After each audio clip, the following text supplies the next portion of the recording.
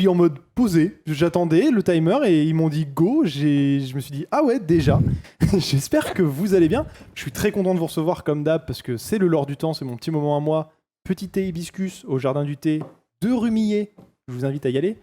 Aujourd'hui, je reçois Borderline. Comment tu vas? Ça va super, et toi? Bah ça va très bien. Je suis très content de te recevoir. Ça me fait très plaisir parce que en fait ça fait du temps. En fait, ça fait un moment qu'on discute. Bah oui, oui. Et qu'on a mis, parce qu'on a des emplois du temps un peu chargés. Tu nous Oui. expliqueras un peu tout Yes. ce que tu fais. Ça roule. Donc voilà. Avant de te présenter, on va quand même faire un petit coucou au chat. J'espère que vous allez bien, Yes. qui sont tous là et je vous fais des bisous. Et on va dire bonjour à Régis et Margot qui sont à la technique ce soir. Bonjour à tous et bonjour à toutes. C'est non pas Franck et Romendil, mais Régis et Margot à la technique. Voilà. Et on fait des gros bisous. Margot n'a pas de micro comme d'habitude, mais voilà, elle vous fait des gros bisous. Exactement. Margot qui est au multicam, donc qui va s'occuper de faire en sorte que ce Ça soit marche. agréable pour tout le monde et qu'elle n'oublie pas une caméra. Et Régis qui est au son. Et Régis, on peut à tout moment lui dire un petit riff jazz. Ah, tu n'as pas la soundbox? Si, je l'aime, mais je trouvais ça plus drôle de le D'accord, faire ouais, à la pardon. bouche parce que après les gens s'habituent au bruit de la soundbox et faut pas. C'est comme un bon vin, il faut un peu Il y a garder. la Julienne qui va nous filer qui dit prenez mon argent, qui va nous donner un 8e mois d'abonnement. Merci beaucoup à lui. Et il y a Nathan qui dit trop stylé la tenue instantanément, qui aime beaucoup. Et bah c'est Fripp, voilà, c'est les Fripp que voilà. On va faire de la pub pour Eka Concept Store. C'était une petite friperie vide dressing le week-end dernier. Et du coup, j'ai un peu trop dépensé là-bas. J'aimerais trop avoir la culture du frip. Genre j'ai Ouais. loupé ce coche. J'ai pas de mate ami Ouais. qui m'amène en frip et j'aimerais trop avoir la science de à quel endroit faut aller. I've got your back. Écoute, S'il y a que ça. écoute. Non mais j'ai ramené mes collègues de boulot mardi dernier, ouais. Voilà, oui, il y a 2 jours, même pas. Avant-hier, mardi. Ouh, waouh. Et on est allé faire les fripes ensemble entre midi et 2. Mais genre c'est intense avec moi. C'est genre on a fait les fripes pendant 1h30, 2 heures minimum quoi. On a fait toutes les fripes parce qu'on est juste à côté du quartier des fripes. Et du coup on a emmené tout le monde faire les fripes. Et je suis un peu relou avec ça. Genre je passe vraiment du temps. C'est genre vraiment longtemps. Et je regarde tout. Mais la culture du shopping, c'est toujours trop bien. Moi, je suis quelqu'un qui aime bien ça. Malheureusement, faisant partie du monde du prolétariat, c'est pas une activité que je fais énormément. Ouais. Faut savoir que mes derniers vêtements sont des vêtements offerts par ma maman à Noël, généralement, depuis 2-3 ans. Donc, effectivement, culture du fripe, écoute, Eh ben, on va s'organiser ça. maman. Merci, Et on lui merci. fait un bisou. Dame Karine, merci Dame à vous. Karine. Il y a Jaco qui nous fait des bisous et qui dit « Allez Léo, amuse-toi Trop bien. ». On lui fait des bisous aussi. Et ben moi je fais des bisous sur la fesse, consenti. Voilà. Bien sûr. C'est Borderline qui. T'as vu ou pas l'affiche qu'il avait fait semaine dernière pour Margot ou pas du tout? Ouais, je crois que j'ai vu passer quelque chose. Ouais. Ouais. Il a fait un truc aussi pour toi. Ouais. Trop bien. Il a designé mon nouveau logo, d'ailleurs, de Borderland Productions. Ouais. C'est un nouveau projet que je suis en train de développer en ce moment, qui me trottait dans la tête depuis super longtemps, mais que j'avais pas encore réussi à mettre en œuvre. Et j'ai pris un peu plus le temps de faire ça. Et la collab avec Jacques, ça nous a permis de pouvoir mettre ça en place. Et du coup, Borderland Productions, c'est l'idée d'avoir 5 personnages drag. Avec des personnalités totalement différentes et qui en fait vont avoir chacune des spécialités et un peu des super pouvoirs, on va dire, différents. Et du coup, il y a toujours Borderline, mais Borderline, c'est plutôt pour des événements que je vais dire militants, tu vois, ou éducatifs. Ensuite, il y a le nouveau personnage d'Eglandine que j'ai créé il y a pas très longtemps. C'est un peu la vieille 68arde rockeuse, tu vois. Qui a des gros seins et des grosses fesses et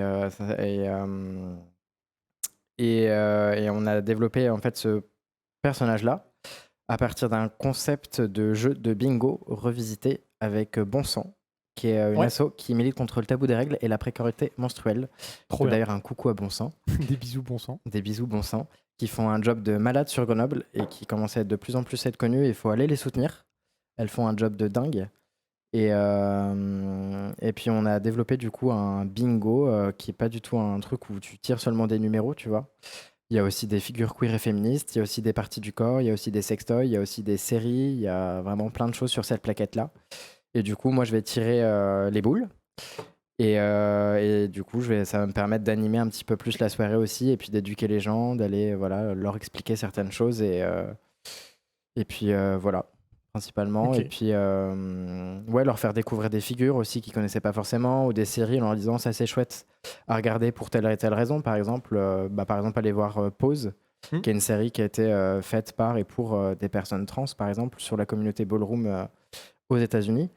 Et du coup, tu vois, je trouve ça important aussi d'aller aider ces séries qui sont chouettes et aller dire allez regarder ça parce que c'est du bon contenu en fait. Et vaut mieux aller soutenir ce contenu-là que d'autres choses. Voilà. Oui, qui sont pas dans la même mouvance. Mais pour revenir Voilà. un peu et non Pose, notre artiste de samedi, c'est vrai qu'on a un live concert avec un artiste DJ qui s'appelle Pose aussi également, effectivement. Le bisou est consenti à 100% de la part de Jacques sur la fesse. Je m'en doutais pas. Pour revenir un peu exactement à comment on s'est rencontrés, c'est Jacques qui m'a proposé de t'appeler. Parce qu'il m'a dit, c'est une personne qui fait en fait de la médiation culturelle sur le genre, la sexualité de genre, et qui est drague en plus à côté. Ouais. Donc là, j'ai fait un résumé ça va être 45 minutes de notre session, parce que je trouve ça fou, et je trouve ça trop bien. Parce que déjà, moi personnellement, je ne savais pas qu'il y avait des études qui étaient possibles avant, il y a quelques années, parce que j'ai rencontré quelqu'un qui est professeur en master sur le genre et sur tout ça. Je savais pas qu'il y avait des masters sur le genre, sur la question du genre / sexualité, et qui ne sont pas reliés entre eux. Et ça, j'ai trouvé ça trop cool, parce que souvent, c'est la rapidité qui est faite dans les systèmes institutionnels. Donc, est-ce que tu peux un peu plus nous parler / merci beaucoup, Steve Adlosrap, d'avoir partagé l'Instagram de Borderline en même temps dans le chat. Merci beaucoup. Merci, trop chouette. Alors moi, j'ai pas fait un master là-dessus. Il y a des études qui sont spécialisées à Toulouse sur les questions de genre et de sexualité. Moi, j'ai plutôt fait un master création artistique à l'UGA, dans lequel j'avais fait, durant ce master, j'avais fait un mémoire sur les stéréotypes de genre dans les arts de la scène, justement, en m'appuyant sur 3 pièces. Il y avait un spectacle d'Olivier Py, il y avait un spectacle de Fia Ménard, et il y en a un autre d'un metteur en scène qui s'appelle Johan Brett et qui est sur Toulouse avec une compagnie qui s'appelle l'An 01 et qui avait fait un spectacle qui s'appelait XY et moi, sur les questions de genre, justement, et surtout dans le milieu de l'entreprise aussi. Et à partir de ça, j'ai fait un deuxième mémoire sur l'intimité de la sexualité en performance. Et ça m'a ouvert un nouvel horizon, plein d'horizons possibles, et qui m'a fait faire développer mon projet de compagnie actuelle, qui s'appelle la Compagnie sous la peau, et sur laquelle les premiers projets traitent principalement de la désexualité des personnes queer, et notamment les kinks et les fétiches. Et donc les kinks et les fétiches, c'est une appréciation particulière sur... Alors, est-ce qu'on peut juste... On va vulgariser un peu. Qu'est-ce que c'est un kink et qu'est-ce que c'est un fétiche? Un kink, ça peut être une appréciation particulière pour... je sais pas comment finir ça. Pour que ça soit simple et précis et clair. On essaye, mais l'idée c'est de vulgariser un peu pour... C'est pas un fantasme, simplement? Ça peut être un fantasme. C'est un fantasme en fait. Ça se rapproche au BDSM surtout. Ça peut être par exemple le fait de l'envie d'aimer, de se faire fouetter, c'est un exemple, ou d'autres choses. Et les fétiches, c'est plutôt sur une situation, un rôle, un tissu, une matière. Voilà. Par exemple, il y a pas mal de fétichistes qui aiment les baskets, par exemple, et les odeurs. Il y avait eu Crack qui avait fait ça, qui avait fait une émission dessus. Qui est étonnant quand même de la part de Canal+, d'avoir réussi à faire ce truc-là avec Monsieur Poulpe et tout ça, qui a réussi à amener cette ouverture d'esprit. C'est cool que ça ait été un début de mouvance de leur part. Il y a d'autres problématiques sur le système de prod derrière, mais effectivement, ils en avaient parlé. Mais oui, le plus connu, c'est le latex dans le commun des mortels sur ce fétichisme-là. Pardon, du coup, je t'ai coupé pour avoir les informations. Non, pas de souci. Et après, dans la vie de tous les jours aussi actuellement, en deuxième job, j'ai un job de médiation. Et du coup, ça me permet de tout ça accumuler. Et le fait d'être artiste aussi, tout ça accumulé me permet le fait de pouvoir créer des événements, en fait, drag, qui soient inclusifs, militants, engagés et éducatifs. Et du coup d'aller vers des structures avec un projet bien précis en disant j'ai envie de vous parler de ça. Et je pense que l'exemple le plus concret que je pourrais donner, c'est par exemple le Dragathon qu'on a organisé en novembre dernier à Ève, On est en train de travailler d'ailleurs sur une deuxième édition là. Trop Et bien. le but, c'était de faire un kit de bonne rentrée pour les étudiants et les étudiantes sur le campus pour prendre soin de soi, de sa sexualité, de ses règles pour les personnes menstruées, de sa consommation d'alcool et de drogue en soirée, et d'éduquer aussi les publics sur les notions de consentement. Et donc ça, c'est un projet que j'ai monté de toutes pièces, par exemple avec Bon Sang, Ouais. avec Aide Grenoble et avec les Serains Sereines. Et donc, ça s'est développé sous forme de table ronde. Il y avait des stands. Nous, on avait fait un bingo queer, je crois. Et après, il y avait des performances drag. Et donc, on est en train de travailler sur une deuxième édition qui sera beaucoup plus grande et qui a intéressé pas mal aussi les services de l'UGA. Donc, elle sera portée par Ok. un service égalité, discrimination et contre les violences sexistes et sexuelles sur le campus.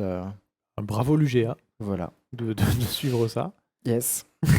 Et donc, il y aura beaucoup plus d'assauts aussi. On veut faire un village associatif. Il y aura encore des tables rondes. On veut inviter des professionnels de la santé aussi, qui ne sont pas forcément formés sur ces types d'enjeux.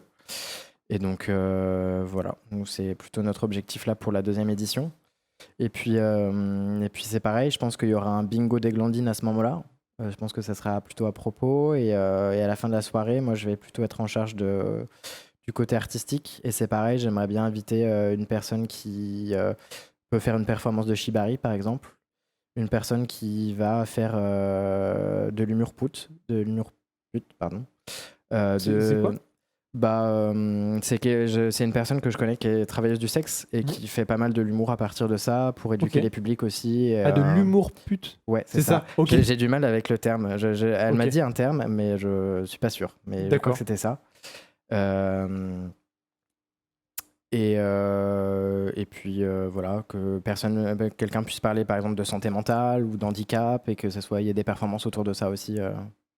Oui, que ce soit en lien. C'est Et ça. Rodrigue est toujours là. Hein.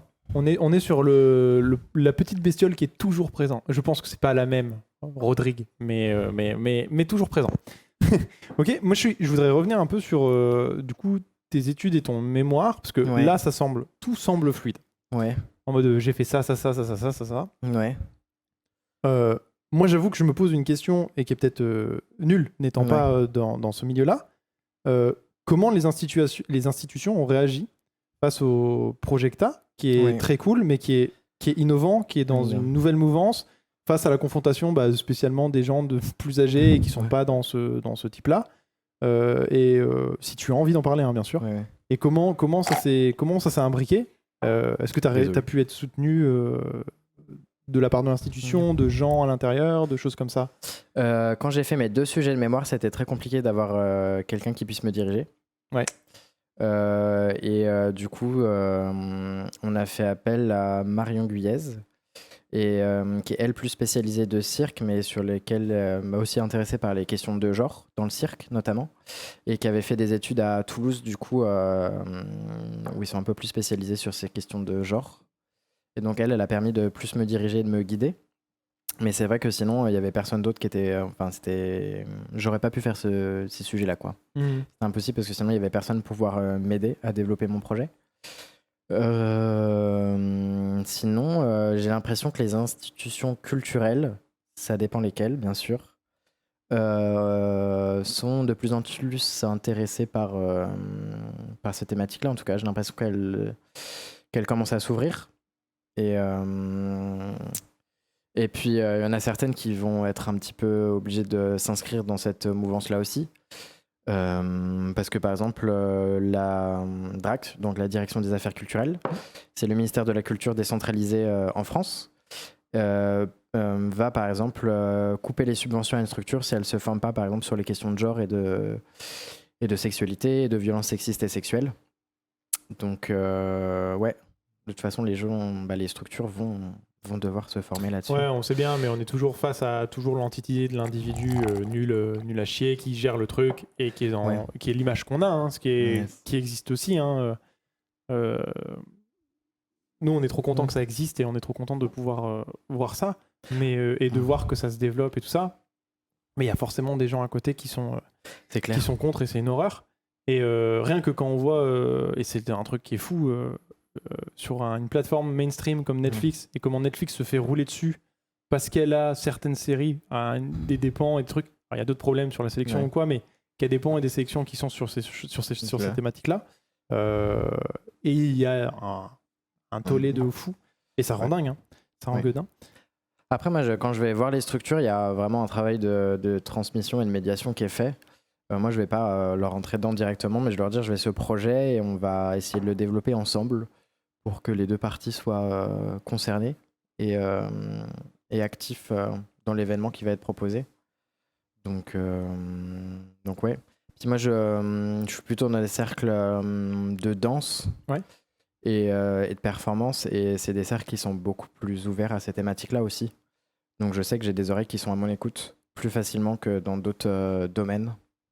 Voilà. Moi, je sais que, par exemple, d'expérience, et d'avoir rencontré, en plus, j'ai rencontré quelqu'un qui est non-genré et qui m'a raconté ces situations-là dans des situations de théâtre. Dans le théâtre, il y a énormément de problèmes. Le fait de jouer un homme, c'est pour un homme. Le jouer une femme, c'est pour une femme. J'ai été prof de théâtre en lycée et ça m'est arrivé d'être face à des enfants qui étaient dans... En fait, il n'y a pas de souci. Enfin, c'est le concept même du... C'est le jeu du truc. Hein. Donc, c'est stupide. Si tu as envie de jouer un buisson, tu joues un buisson. Enfin, c'est genre... Les nuls jouent des buissons. Enfin, pour la blague, pardon. Mais c'est pour dire que, en fait, on joue de ce qu'on veut et c'est le concept même et on s'amuse. Et c'est une plateforme... Enfin, c'est vraiment l'endroit de liberté le plus total. C'est-à-dire ce qui fait que moi, j'ai fait du théâtre à ce moment-là quand j'étais plus jeune. Et elle me racontait qu'en fait, elle a été obligée, quand elle est arrivée à Grenoble, de trouver une association de théâtre féministe et ouverte sur les questions de genre et de tout ça.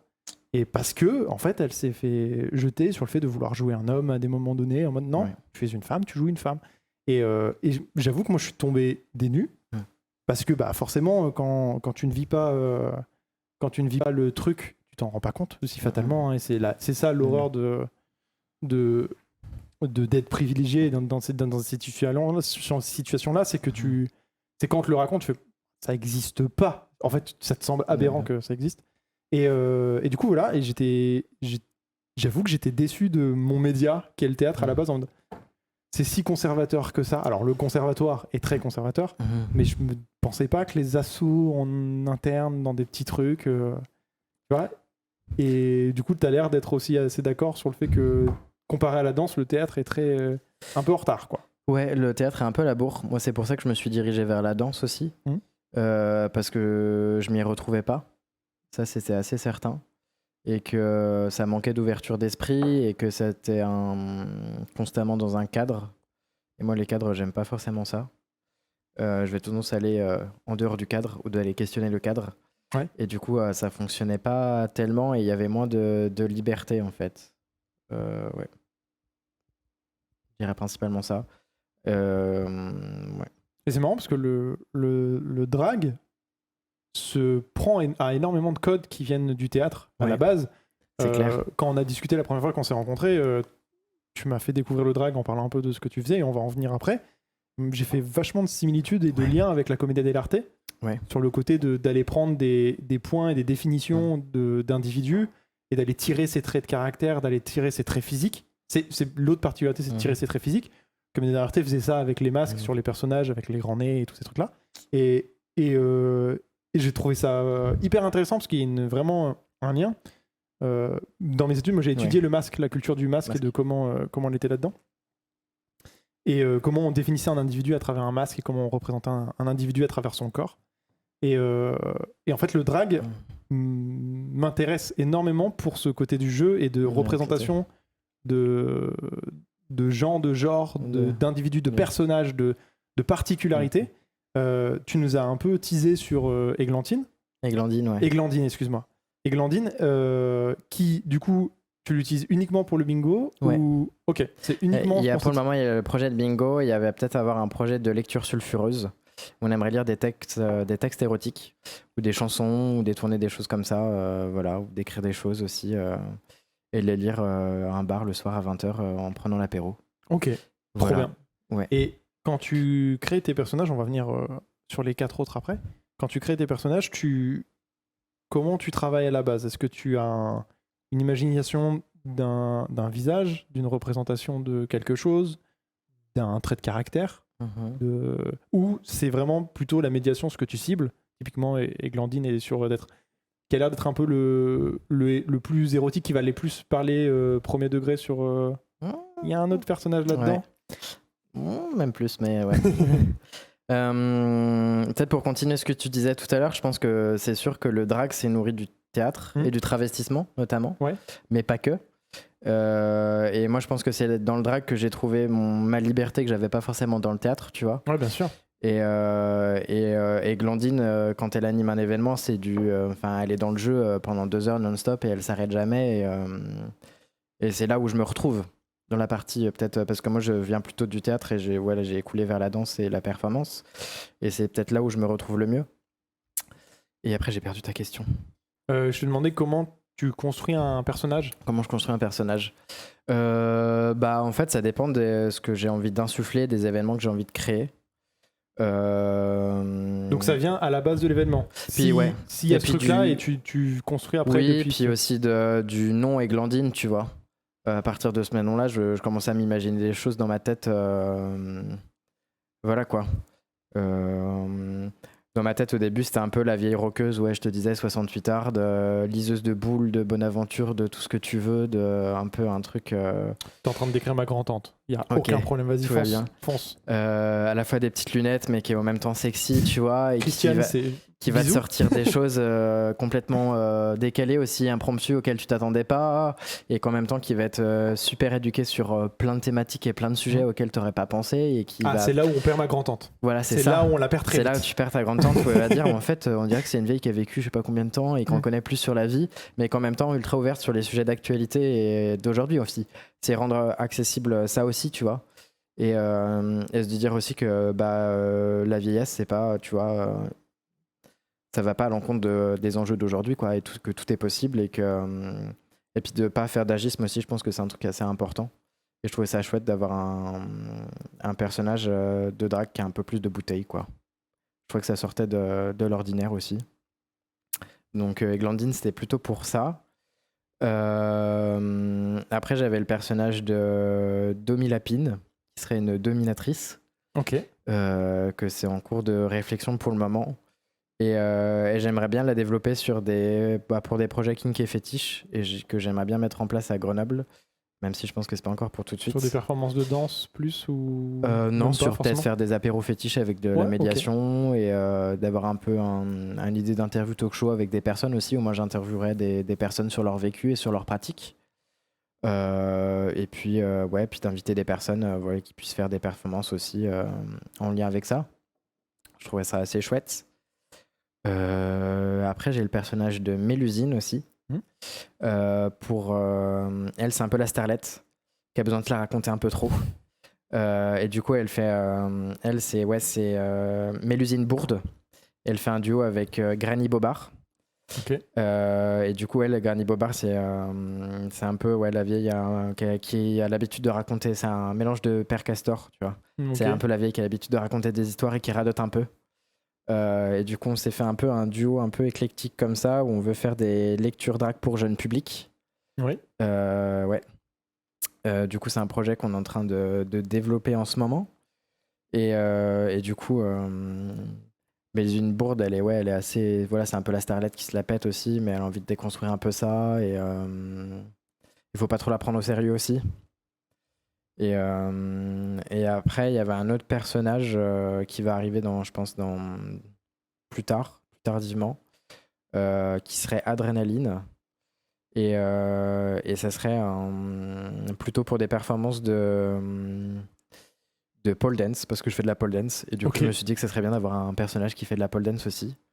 Ou du burlesque ou du striptease, ou qui a un truc un peu c'est peut-être celui qui serait un peu plus spectacle vivant, et puis peut-être plus érotique aussi,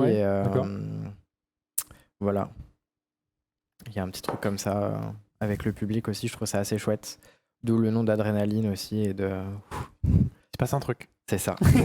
Trop bien. Alors moi ça m'interpelle énormément parce que je fais partie de la j'ai fait de la médiation pendant longtemps, et c'est un truc qui m'anime aussi de fou. Comment tu arrives à initier alors les enfants étant les gens les plus ouverts du monde, parce que du coup naïfs, donc j'ai pas peur vis-à-vis des enfants. Comment tu arrives à initier les lectures? Déjà, en fait, il y a des auteurs-trices qui spécialisées là-dedans. Tu travailles avec elle là-dessus. Tu les contactes, ces auteurs-trices, pour pouvoir faire ces lectures? Est-ce qu'il y a un échange avec elles? Comment ça se passe? Nous, de notre côté, on a lu pas mal de choses. Ouais. Parce que je fais le projet avec Romain, qui gère le Midi Minuit, et qui a aussi un personnage drague. Et donc, nous, on est un peu allé chacune de notre côté, tu vois. On a un peu récolté des choses. Ouais. Et on a fait un mix de tout ça. Et puis, on a lu on a lu plein de choses. Et à partir de ça, on a préféré une œuvre à la base. Et c'était sur des contes queer, avec différents modes de parentalité, sur des questions de genre, d'orientation, de plein de choses, de partout dans le monde. Et on a commencé à écrire à partir de ça. Et donc, on l'a testé déjà une fois, il me semble. Et là, en fait, on aimerait plutôt peut-être repartir de zéro et recréer nos histoires, en fait. Et mettre de nous aussi, et puis de mettre des choses qui nous passionnent et des choses auxquelles on a envie de parler, qui nous brûlent sur la langue et qu'on trouverait chouette de parler aux enfants aussi. Comme quoi, par exemple? C'est pareil sur les différents modes de parentalité, sur les questions de vêtements aussi. Le fait de dire qu'un vêtement n'a pas de genre, que le maquillage n'a pas de genre, que les jouets n'ont pas de genre, que voilà, des choses comme ça.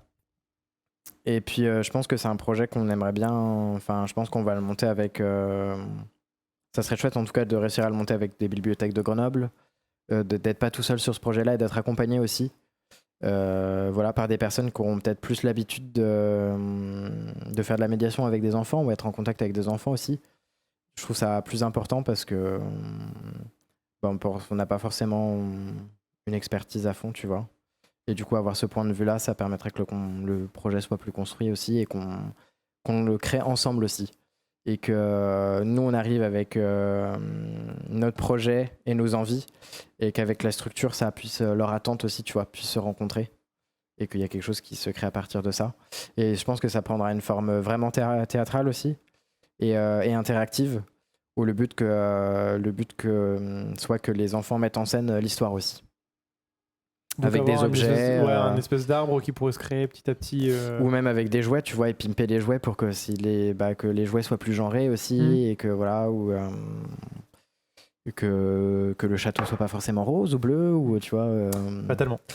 Et d'avoir un château arc-en-ciel, j'en sais rien, ou d'avoir un château tout noir, enfin, et puis de recréer des histoires aussi qui soient chouettes. Trop bien. Trop bien. Et je suppose que du coup, la médiation, elle se fait vachement plus en vulgarisation. Alors, effectivement, c'est un vocabulaire qui est adapté pour les enfants. Ouais. Mais en fait, il doit faire écho aux parents d'un côté, et c'est ça qui est le plus dur, potentiellement. Alors, ouais. Moi, je pense qu'il faut, je vais dire entre guillemets, mais il faut d'abord séduire les parents, tu vois. Parce que je pense que les enfants, il n'y a pas trop besoin, c'est ça. Ouais, c'est sûr. Il y a Jacques qui nous dit « Ah, mais si elles sont pas encore créées, j'ai encore plein de temps pour faire les illus MDR. » Et je les attends.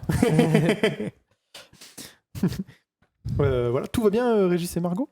Tout va bien, parfait. Trop bien. Est-ce que tu veux de l'eau? Je veux bien de l'eau, ouais. Est-ce que Régis, je peux te demander la carafe? Je suis désolé. J'ai une grande descente, j'avoue. Voilà. N'hésitez pas à poser des questions dans le chat si vous avez des questions auprès de Borderline. N'hésitez absolument pas. On fera le plaisir de les poser pour vous. C'est le moment de savoir les coulisses. En fait, moi, je suis curieux d'un truc.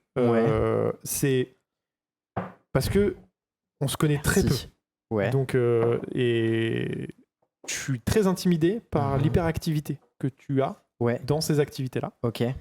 Et en fait, je me pose la question, parce que pour être patron d'une société, comment tu fais pour gérer la charge mentale de ce que c'est, tout en étant un militantisme et un tanking moral de ton identité, je parle de moi dans une situation où, alors même si c'est ouvert d'esprit, dans la situation dans laquelle on est, dans le monde dans lequel on est aussi, et le peu d'ouverture d'esprit qu'il y a. Comment tu deals avec ça Ouais. Et notamment déjà la charge mentale de faire tout ça. Bon, les charges mentales de faire tout ça. Bah, je le fais pour moi et aussi pour les autres, tu Ouais. vois. À Grenoble, j'ai l'impression qu'il y a vraiment un manque pour les jeunes personnes queer de genre 16 à 25 ans, d'avoir des lieux pour se rencontrer, pour faire communauté, pour apprendre, ouais, voilà, pour apprendre à se connaître, pour sortir ensemble, pour s'amuser, pour s'éduquer, pour voilà, ouais, pour avoir du fun, quoi. Et du coup, moi, j'ai l'impression que je suis. Bah, mon objectif, un peu, c'est d'être là pour LE, quoi. Sur des choses que, bah. Moi, je viens d'un petit village de Savoie, tu vois, de même pas 1000 habitants. Ouais. Et c'est en arrivant à Grenoble que j'ai découvert tout un autre monde, tu vois. Et j'ai envie de reproduire un peu ce que je n'ai pas eu, tu vois, moi, ici à Grenoble, pour les personnes queer, tu vois. Et je trouve ça trop bien parce qu'au fur et à mesure de rencontrer des gens qui font des trucs, très souvent ils ont cette phrase de en fait, je crée la chose dans laquelle j'aurais aimé être. C'est Mais clair. c'est pas le fait de diriger qui m'intéresse, c'est le fait d'être à l'intérieur de. Enfin, Ouais. je le fais parce que je prends cette responsabilité-là, parce qu'il y a eu un recul, un apprentissage de ça. Mais et je trouve ça trop bien. Bah, la façon dont je m'habille, la façon dont je suis, la façon, tous les projets que je développe sont politiques. Mon existence est politique. Mon existence est des fois remise en cause. Mais je vais pas m'empêcher de vivre pour les autres. Non, c'est sûr. Donc, ouais. C'est sûr. Et puis... Ouais, je dis pas qu'il y a des jours où ça va bien, tu vois. Il y a des jours où je manque de. Tu vois, j'ai pas forcément la même volonté. Mais je trouve que les choses que je fais sont tellement chouettes et la réception est tellement cool aussi. Et les gens me donnent beaucoup aussi. Donc, moi, je vais me nourrir de ça, en fait. Je vais me dire que c'est ça qui me booste et que les gens en ont besoin. Parce que j'avoue que oui, c'est galère d'avoir 3 vies en même temps. En ce moment, j'ai 3 vies en même temps. Je suis à la direction artistique d'une compagnie. Je suis en train de développer un projet sous forme de cycle avec 3 installations performatives. C'est un projet d'envergure au moins sur les 5 prochaines années. Enfin, quelque chose d'assez dingue qui parle de kink et de fétiche pour le premier, avec des personnes concernées. Le deuxième, c'est pareil, ça sera une installation performative que je vais faire en solo, où là, j'aimerais bien m'immiscer dans le monde d'une dominatrice et de créer moi-même mon personnage de dominatrice et de devenir même dominatrice et de faire un travail de médiation à partir de ça et d'inviter les publics aussi, qu'il y a vraiment un travail de médiation à partir de ça. Et il y a un autre projet qui avait déjà été créé mais que je vais reprendre, qui serait pareil, une installation performative sur la réalité virtuelle et les figures de femmes oubliées dans le temps. Donc sur 6 figures d'auteurs, d'autrices, de peintres, plein de femmes qui ont été oubliées dans le temps. Et j'y ajoute aussi ma grand-mère, qui est une inspiration pour moi, qui est décédée en fait en octobre 2021. D'accord. Et qui était pour moi une inspiration de dingue. Et Glandine est pas mal inspirée d'elle aussi. Je porte d'ailleurs son collier et sa boucle d'oreille. Elle est partout avec moi en drague. Et donc, ouais, ma grand-mère va permettre de faire le lien avec toutes ces histoires aussi. Elle était couturière. Et donc, moi, je vais pouvoir me permettre de tisser toutes ces histoires aussi à partir de tout ça. Voilà. Après, il y a Borderland Productions avec ses 5 personnages qui sont en train de se développer. Qui sont, enfin, pour moi, qui me font vivre beaucoup de choses aussi, où je me retrouve, et puis c'est un peu mon exutoire aussi. Pour moi, le drag, c'est un peu une version, tu vois, extériorisée de moi-même, comme je me ressens à l'intérieur, tu vois, mais démultipliée. Tu mets les potards à fond sur les points. Ouais. Moi, c'est un peu genre, pour moi, mes personnages drag, c'est un peu mes super-héroïnes, tu vois, c'est un peu moi, super-héros, tu vois. Ouais. Donc, ouais, c'est assez chouette. Franchement, ça me booste bien parce que j'aimerais bien faire vivre Grenoble, tu vois, culturellement, artistiquement et de façon festive pour les personnes queer. C'est un peu ce que je me suis donné comme objectif, en tout cas, et ce que j'aimerais bien réaliser, tu vois. C'est sûr que ça prend du temps, de l'engagement, mais ça vaut le coup. Je suis complètement d'accord et j'ai très hâte de voir tout ça. Mhm.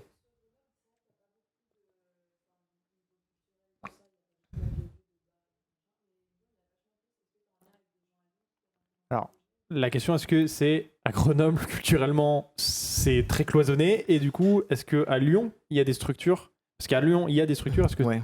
Est-ce que les assos dans lesquels tu es, ou toi personnellement, tu es en lien avec des assos lyonnaises ou des choses comme ça? Je suis en contact avec quelques drags sur Lyon que je connais. Après, elles sont déjà venues à Grenoble, nous sommes déjà allés à Lyon. Mais c'est vrai que c'est pas forcément quelque chose. Toi, tu essayes vraiment majoritairement d'implanter à Ouais, c'est Grenoble. Grenoble. Mon but, c'est ça, en fait, c'est vraiment ça Grenoble, tourne, tu vois. Si ça tourne, tu diffuses autre part. Ouais, mais même, tu vois, j'ai pas forcément. Genre, je veux dire, à Lyon, ils ont déjà des drags qui sont super chouettes et qui font déjà le taf. Et donc, moi, ça m'intéresse plus d'être à Grenoble y a et pas d'être besoin une de drague vampiriser locale. le Et il n'y a truc pas et besoin Ouais. d'avoir plus, tu vois, et de se marcher sur les pieds aussi. Enfin, elles font très bien leur boulot. Voilà, et il y en a, c'est juste pour. Enfin, c'est juste pour le fun aussi, le drag, hein, ça peut être aussi ça. Mais non, moi, mon but, c'est vraiment Grenoble. Voilà. Trop bien, parce que Je fais Grenoble, une love ça avec s'endort, Grenoble, donc je suis très content. ouais. En plus, à savoir, moi qui connais pas mal de couples homosexuels âgés, par exemple, qui sont à Grenoble depuis très très longtemps. La vie à Grenoble festive, apparemment, dans les années 80-90, c'était le feu de Dieu, tu vois. Genre, les gens de Lyon venaient à Grenoble faire la fête. Et maintenant, c'est tous les Grenoblois se retrouvent à Lyon, tu vois. Bah oui. Oui. Et ça, le but, c'est de réussir à réimplanter une culture qui soit festive, mais qui soit aussi safe, qui soit aussi queer, tu vois. Et que toutes les générations se mélangent. Et que voilà, les gens apprennent à faire la fête ensemble. Et puis voilà, les lieux festifs, les bars, les restaurants aussi nous ouvrent les portes, mais en même temps soient formés pour faire en sorte que leur lieu, le lieu d'accueil soit safe et que soit aussi formés sur les questions de violences sexistes et sexuelles. Enfin, ça me paraît essentiel. Et puis j'ai l'impression que qui est le plus gros combat quand on voit ce qui se passe en ce moment, oui. Avec les balances tombards qui sont sortis il y a 6-7 mois où toutes les semaines il y a un truc et tu fais n'importe quoi. Et puis j'ai l'impression que les lieux de culture font leur job à leur place. Un peu. Nous, on a organisé une soirée voguing walking au Pacifique en octobre 2021 là.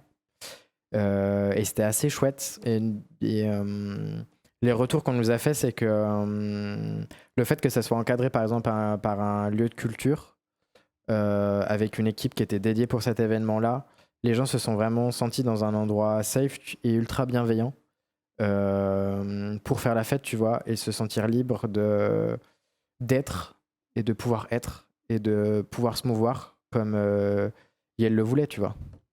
Et j'ai trouvé ça génial. Et ça, c'est vraiment des choses qu'on aimerait bien refaire à l'avenir, en tout cas. Il y en a qui disent très chouette, les projets. Il y a plein de cœurs qui sont envoyés de partout sur le chat. Et puis, pour moi, c'était essentiel on a traité de voguing, on a traité de walking, on a invité des artistes concernés, on a invité des artistes racisés. Du coup, il n'y a pas de voguing ni de walking localement. À Lyon, c'est plus du walking, du voguing, il n'y en a pas. Le voguing, ça reste quand même assez concentré à Paris. Mais du coup, on a invité, on a invité une personne qui fait du voguing à Paris et qui a l'habitude de donner des ateliers aussi. Donc, il y avait un atelier l'après-midi pour qu'il y ait un moment de transmission, notamment sur l'histoire du voguing qui est assez forte et qu'il faut rappeler et qui doit. Voilà, ça fait partie de la pratique du voguing. Et c'est quoi l'histoire du voguing, du coup si... Je sais pas si je suis la personne la mieux passée pour en parler, tu vois. Pour en faire très vite fait. Si jamais si Stylatosra peut nous envoyer un lien de l'historique pour étayer en plus, mais si tu as un petit résumé possible à faire, si tu arrives. Et ça a été créé pendant des bals clandestins pendant les années 80-90 à New York, surtout dans le quartier de Harlem, je crois, par la communauté queer afro-américaine et latina, principalement des femmes trans. Et donc à la base, ça reprenait aussi les idées de concours de beauté, d'où le fait que ça s'appelle voguing avec le magazine Vogue qui reprenait il reprenait des poses du magazine Vogue pour créer cette danse-là. Et c'était un moment d'exutoire aussi pour ces personnes-là, de pouvoir vivre et de pouvoir être aussi, et de pouvoir se moquer aussi des codes de la société blanche. Et puis de les incorporer aussi, enfin de faire un mélange de tout ça et de créer aussi tu vois, cette danse. Et puis parce qu'il y a à la fois des catégories, il y a aussi la danse voguing, voilà, il y a tout ça. Et le walking, je trouve ça chouette aussi d'en parler parce que peu de personnes le connaissent et ça mérite d'être connu. Là, ça a été plutôt créé dans les années 70. Ouais. Là, c'est plutôt, il me semble, à Los Angeles, de l'autre côté, côte ouest. Et du coup, c'était plutôt par des hommes gays en boîte de nuit. C'était la danse. Tu m'avais déjà raconté qu'ils dansaient. Peut-être. Je crois. Pardon, je t'ai coupé, mais je crois que c'est ça. Et je vais y arriver. Donc, c'est ça, en boîte de nuit. Des hommes gays, années 70, Los Angeles, je vais y arriver, j'essaie de reprendre le fil de l'histoire. Je t'ai coupé, excuse-moi. Et qui reprend aussi des codes du cinéma hollywoodien, là. Le walking, ça va être beaucoup plus fluide et beaucoup plus des mouvements de main, tandis que le voguing, c'est plutôt des mouvements saccadés. Et donc là, c'était plutôt, c'est pareil, une danse de résistance et de protestation, en disant ouais, on est des mecs pédés et on danse comme on a envie de danser. Et puis après, ça a beaucoup évolué aussi. Il y a une émission qui s'appelle Soul Train, qui ont beaucoup pris ce concept-là, où il y avait des sortes de battles de danse, où il y avait 2 lignes et les gens défilaient voilà, les uns après les autres. Et c'est un peu les figures du walking qui ont, voilà, à partir de ça et de Soul Train, que le walking s'est développé. Ok. Voilà. Trop bien. C'est marrant parce que... Alors, est-ce que je peux demander un peu d'eau ? Je suis désolé.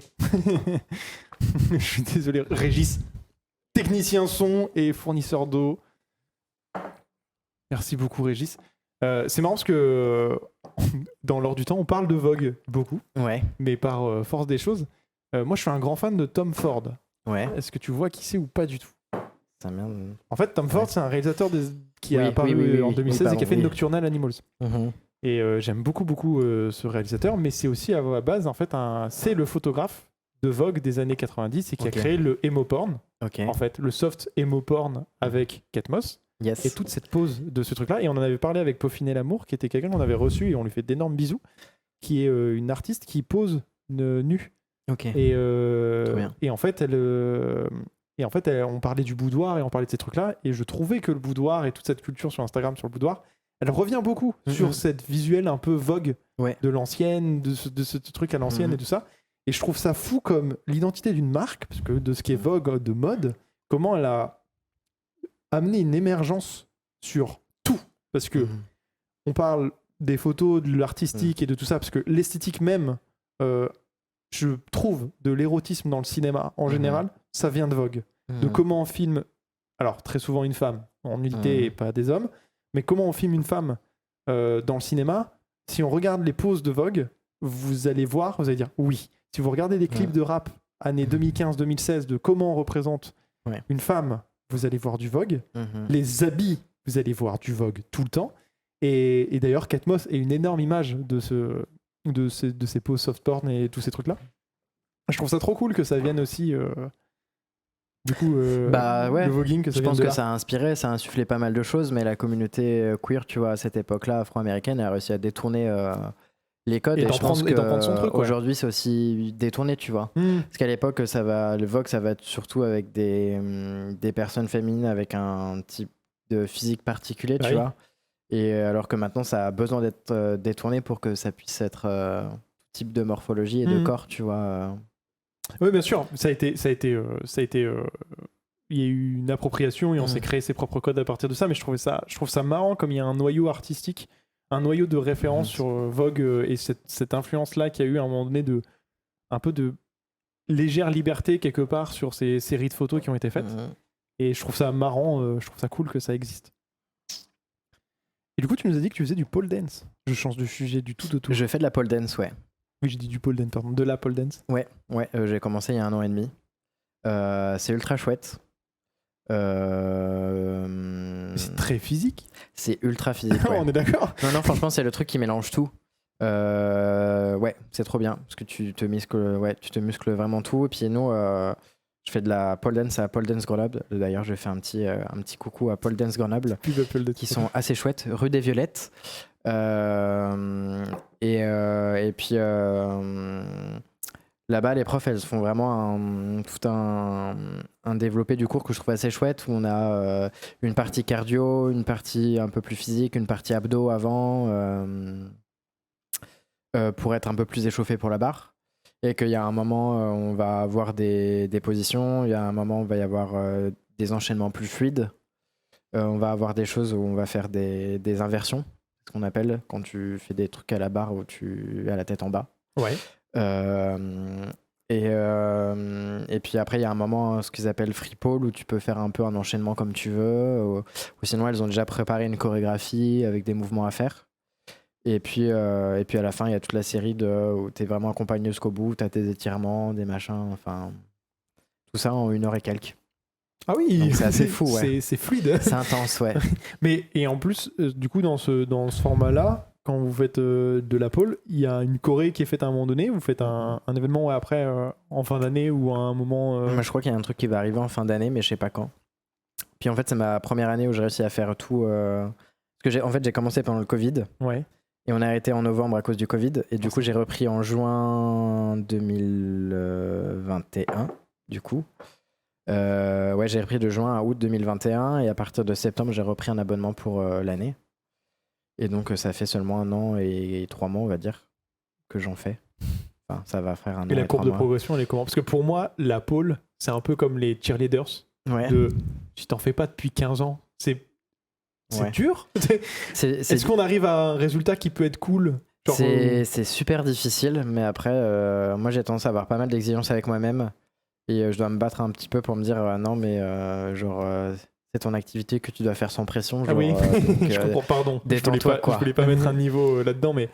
Mais ouais, après, moi je suis un peu bizarre où les trucs faciles, je vais pas réussir à les faire et les trucs difficiles, ça passe. C'est des trucs. Ok. Voilà, faut pas chercher. Chacun son Mais après, c'est sûr que je reviens avec plein de bleus de partout. Ouais. Par contre, ouais. Parce que tu tombes. Genre, ouais, t'as des bleus, tu tombes, t'as des éraflures, tu te brûles, c'est intense, ouais. Ok. Mais c'est partie du kiff, en vrai, faut accepter le truc. Puis au fur et à mesure, ta peau, elle s'habitue et voilà. Elle brûle, mais ça va, quoi. Ouais. Et je posais la question pour le pôle parce que je voulais un peu revenir à Adrénaline.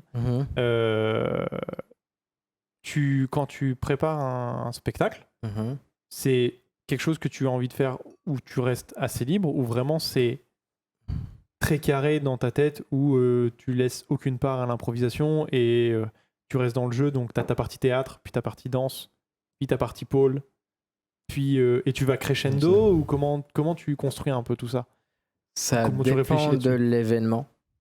Je sais qu'avec Glandine, je peux me permettre de faire de l'improvisation. Pour d'autres, moi. Pour des performances de Borderline, par exemple, ça pourrait être beaucoup plus travaillé. Enfin, à chaque fois qu'il y a un événement, moi, je pense que je vais réfléchir à la tenue, je vais réfléchir à la perruque, je vais réfléchir à...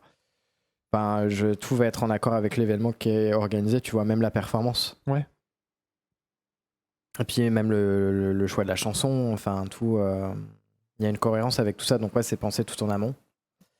Même si avec Eglandine, je peux me permettre d'avoir plus de liberté en tout cas. C'est un peu ton personnage entre guillemets chouchou, pas pour faire une préférence. En ce moment, c'est un peu le personnage chouchou, ouais. Parce qu'il plaît bien, et puis il est nouveau, et puis il fait pas mal d'effets. On l'a fait une fois au midi-minuit par exemple. En jauge assez restreinte parce que le midi-minute, tu peux pas accueillir plus de 30 personnes. Ouais. Et c'était assez chouette en vrai. C'était assez oufissime. On a une superbe réception. Et les gens adorent le concept. Ils adorent le fait que j'ai travaillé avec Bon Sang et que ça soit un truc, tu vois, créé en lien. Et puis ouais, le fait que ça soit pas que des numéros qui sont tirés. Enfin, et puis le personnage en lui-même, il est je dirais, il est attachant, tu vois. Il est en même temps attachant et en même temps chiant et en même temps tu vois, un peu relou sur les bords et en même temps t'as envie de lui faire des câlins. Enfin, c'est Elle est assez chouette et Glandine est assez folle. Donc ouais, c'est le projet un peu développé un peu plus en ce moment. On peut faire un peu un agenda par exemple. Complètement. Pour jusqu'au mois de juin par exemple, il y a 3 dates de bingo, de bingot des Glandines qui sont fixées. Parce que oui, c'est pas un bingo, c'est un bingot. Bien sûr. Voilà. C'était version de féminiser le bingo et puis c'est un bingot avec un H. Un bingo hot. Oui. Le jeu de mots est oui. Bah, il est trouvé. Et il est Glandine, trouvé. voilà. Et Glandine et les jeux de mots. Régis adore. Régis adore les jeux de mots, il adore tout. Regarde. Donc ouais, on va le faire plein de fois, notamment la semaine prochaine, le vendredi 20 mai, oui c'est ça, à partir de 18h à Ève. Pour les étudiantes du campus, c'est gratuit. Et du coup, il y aura un bingo des Glandines, voilà, le campus la semaine prochaine. Trop bien. Après, on va retrouver... C'est à quel jour, le 20 ? C'est vendredi 20. Vendredi 20. Vous réservez les Grenoblois. C'est ça. Merci beaucoup, Margot. Surtout pour les étudiantes et les étudiants sur le campus. Sur le campus, c'est chouette. Allez-y, profitez. C'est gratos. On a milité pour que ça soit gratos. Enfin, on a fait en sorte que ça soit gratos. Ça peut être dire comme ça. Parce que oui, le concept du jeu là-bas, c'est que les plaquettes qu'on vende, le bénéfice qu'on fait sur les plaquettes vendues aille à une association. Et du coup, quand on a discuté du projet avec l'université, parce que du coup, c'est le bingo est fait en lien avec le service dont je t'ai parlé tout à l'heure de l'UGA, que ça soit gratuit pour les étudiants. Enfin, moi, ça me paraissait assez clair. Tu vois, je vais m'adapter un peu au public aussi et que ça puisse être accessible pour tout le monde. Et donc à ce moment-là, j'ai dit, bah tant pis, on ne vendra pas les plaquettes et ça serait gratuit pour que tout le monde puisse venir. Trop bien. Voilà. C'est trop bien. Cisatrop qui dit notez. Oh.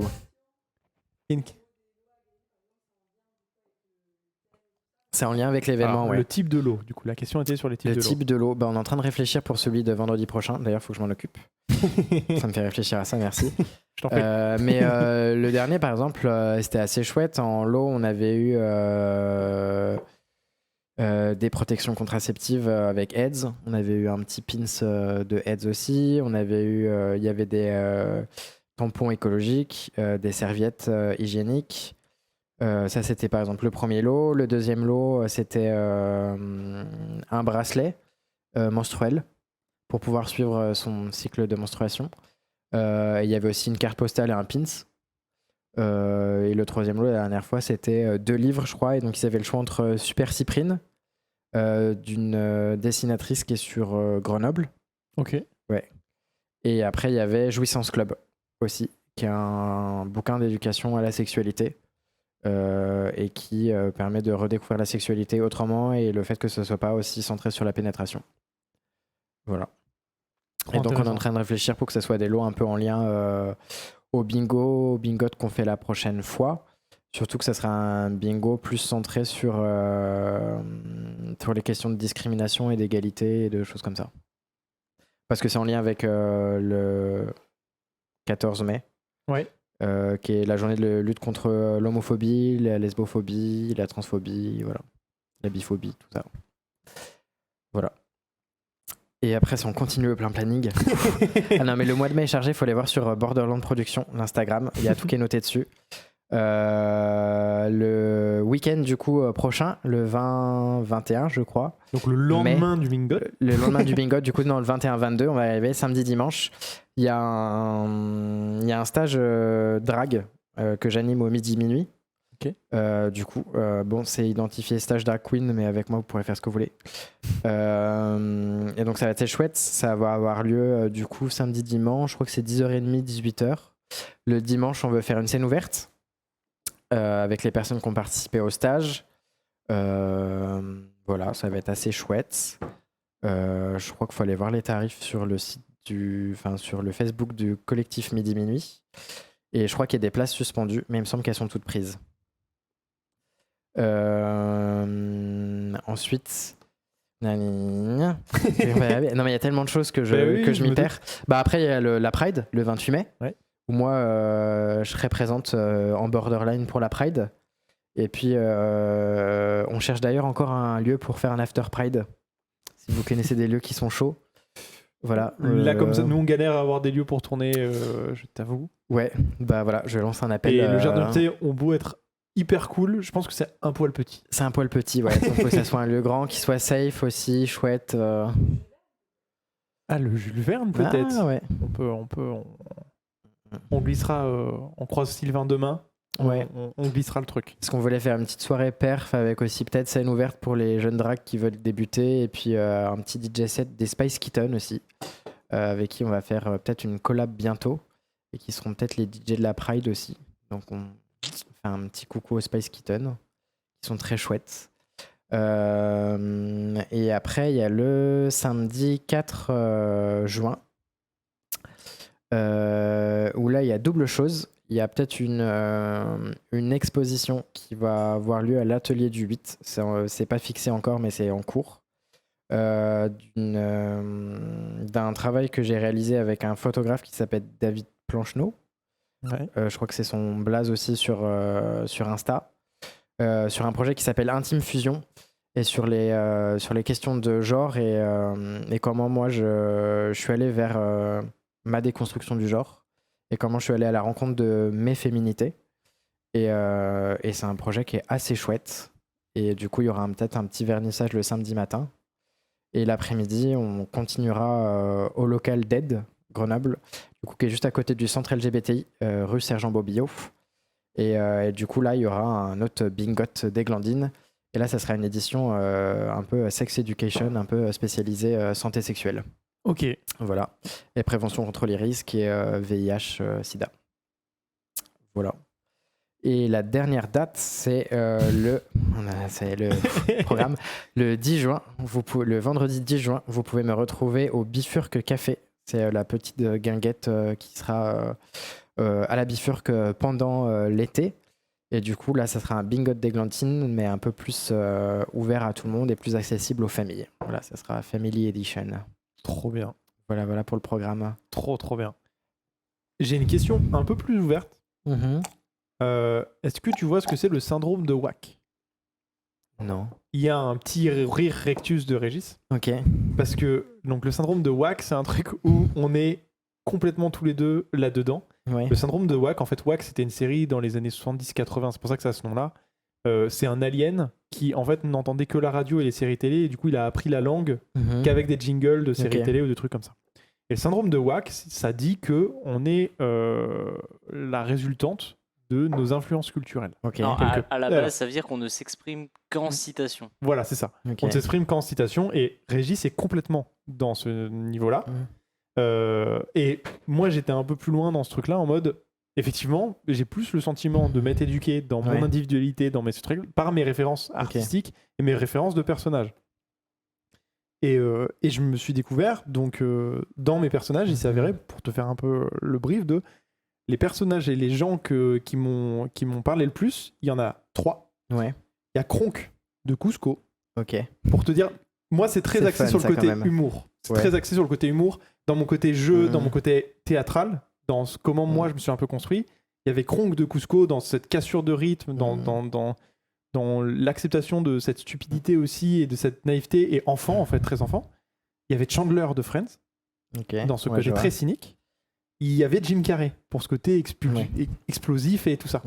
Et en fait, les 3 sont joués par la même personne en voix française, qui est Emmanuel Cortil, qui a mis énormément d'impro dans les 3 et ça j'ai des frissons en parlant parce que je suis du coup fasciné par Emmanuel Curtil depuis des années et je suis comme un dingue de me dire ok, en fait il y a une vraie personne derrière dans son travail qui est ma référence ultime de la construction de l'humour, dans la construction de personnages, construction de ton rythme. Je suis fasciné par ce monsieur et qui a pu en plus jouer du coup mes 3 persos préférés. Tu lui as envoyé une lettre, hein.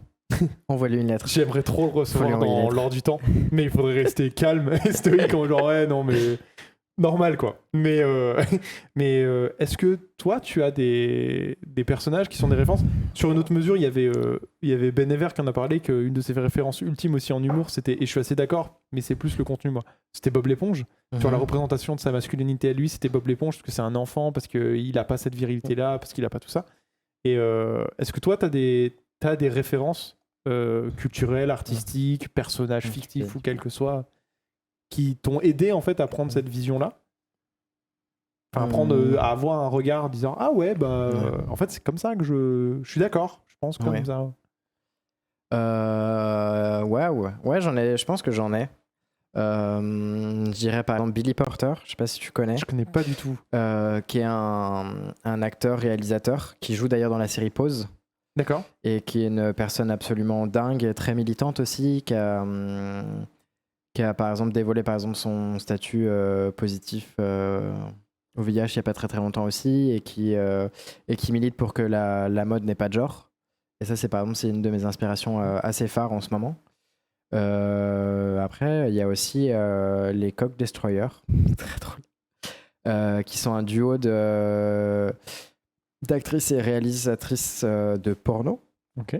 Et qui font des petites vidéos assez chouettes aussi, et qui sont assez fun, et qui, je trouve, permettent de déconstruire un peu l'image du sexe et du porno qu'on pourrait avoir, et que c'est quelque chose auquel il faut s'amuser, qu'il faut pas prendre au sérieux aussi.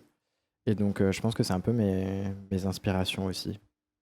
Je dirais ça. Je sais pas si on a une troisième, mais non, c'est les deux qui sont venus en tête. Pas obligé d'avoir une troisième. Régis, est-ce que tu veux partager tes cultures pour toi, tes références ultimes?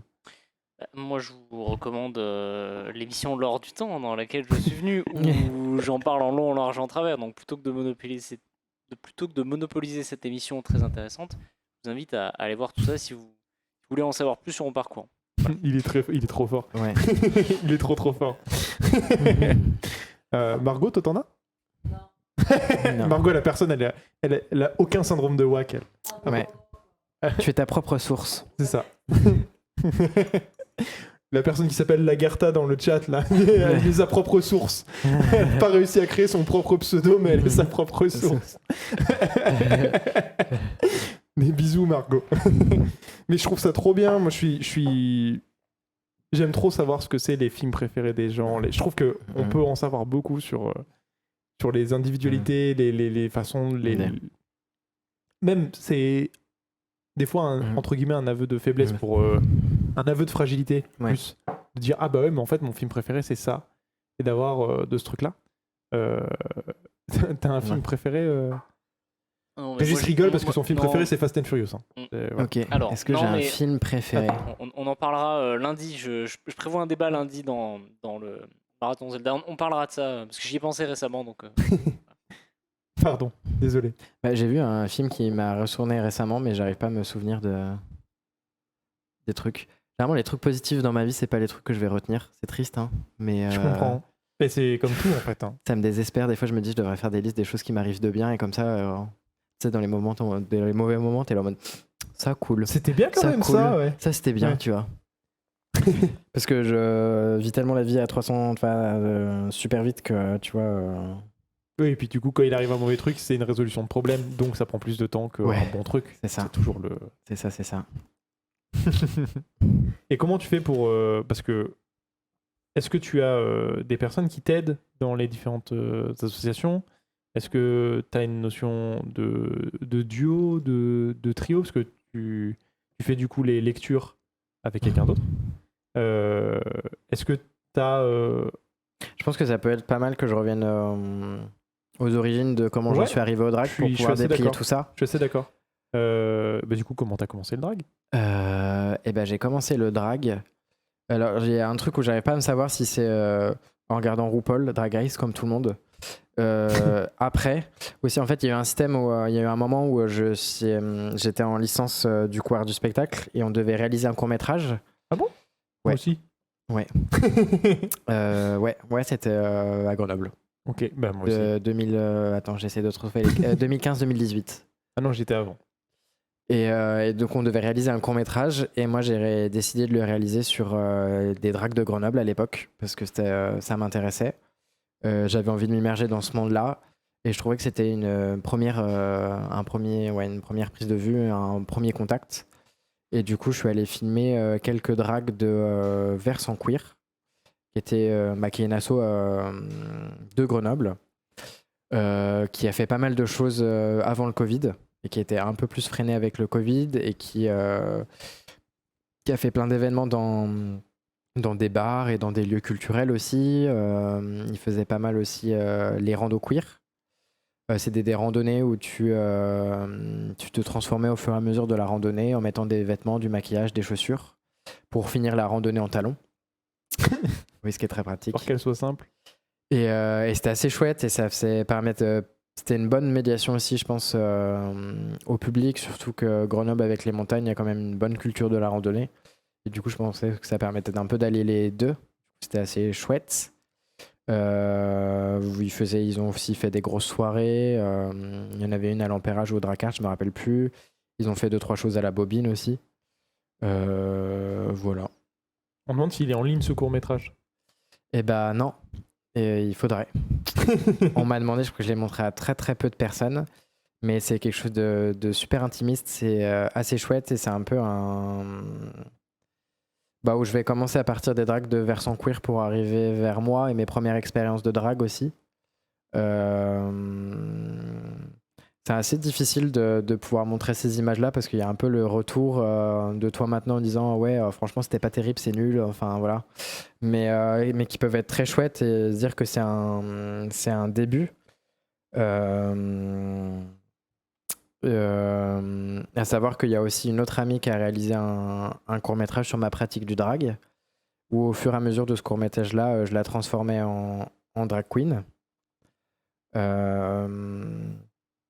Et puis moi j'aimerais bien que cette partie-là puisse rentrer dedans aussi avec son accord et qu'on trouve qu'on tisse quelque chose. Et moi j'aimerais bien créer la continuité de ce court-métrage-là pour qu'il y ait une suite en fait et que ça se fasse peut-être plutôt en 2 voire 3 parties, enfin que ce soit 3 petits courts-métrages qui fassent un moyen-métrage à la fin.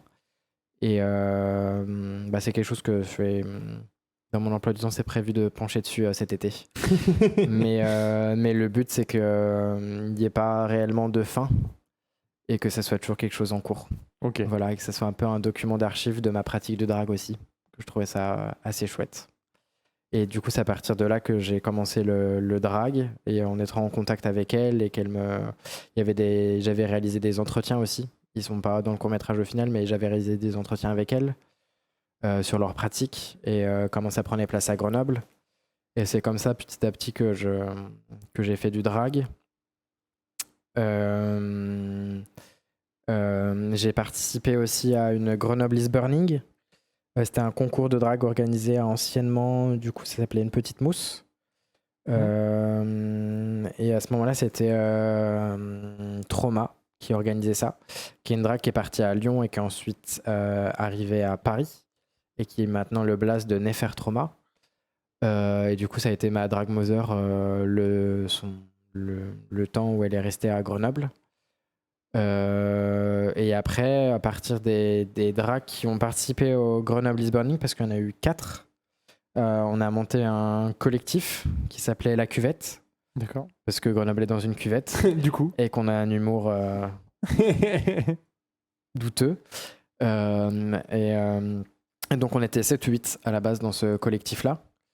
Il y avait tout type de drag, drag queen, drag king, club kid, voilà, tout était possible.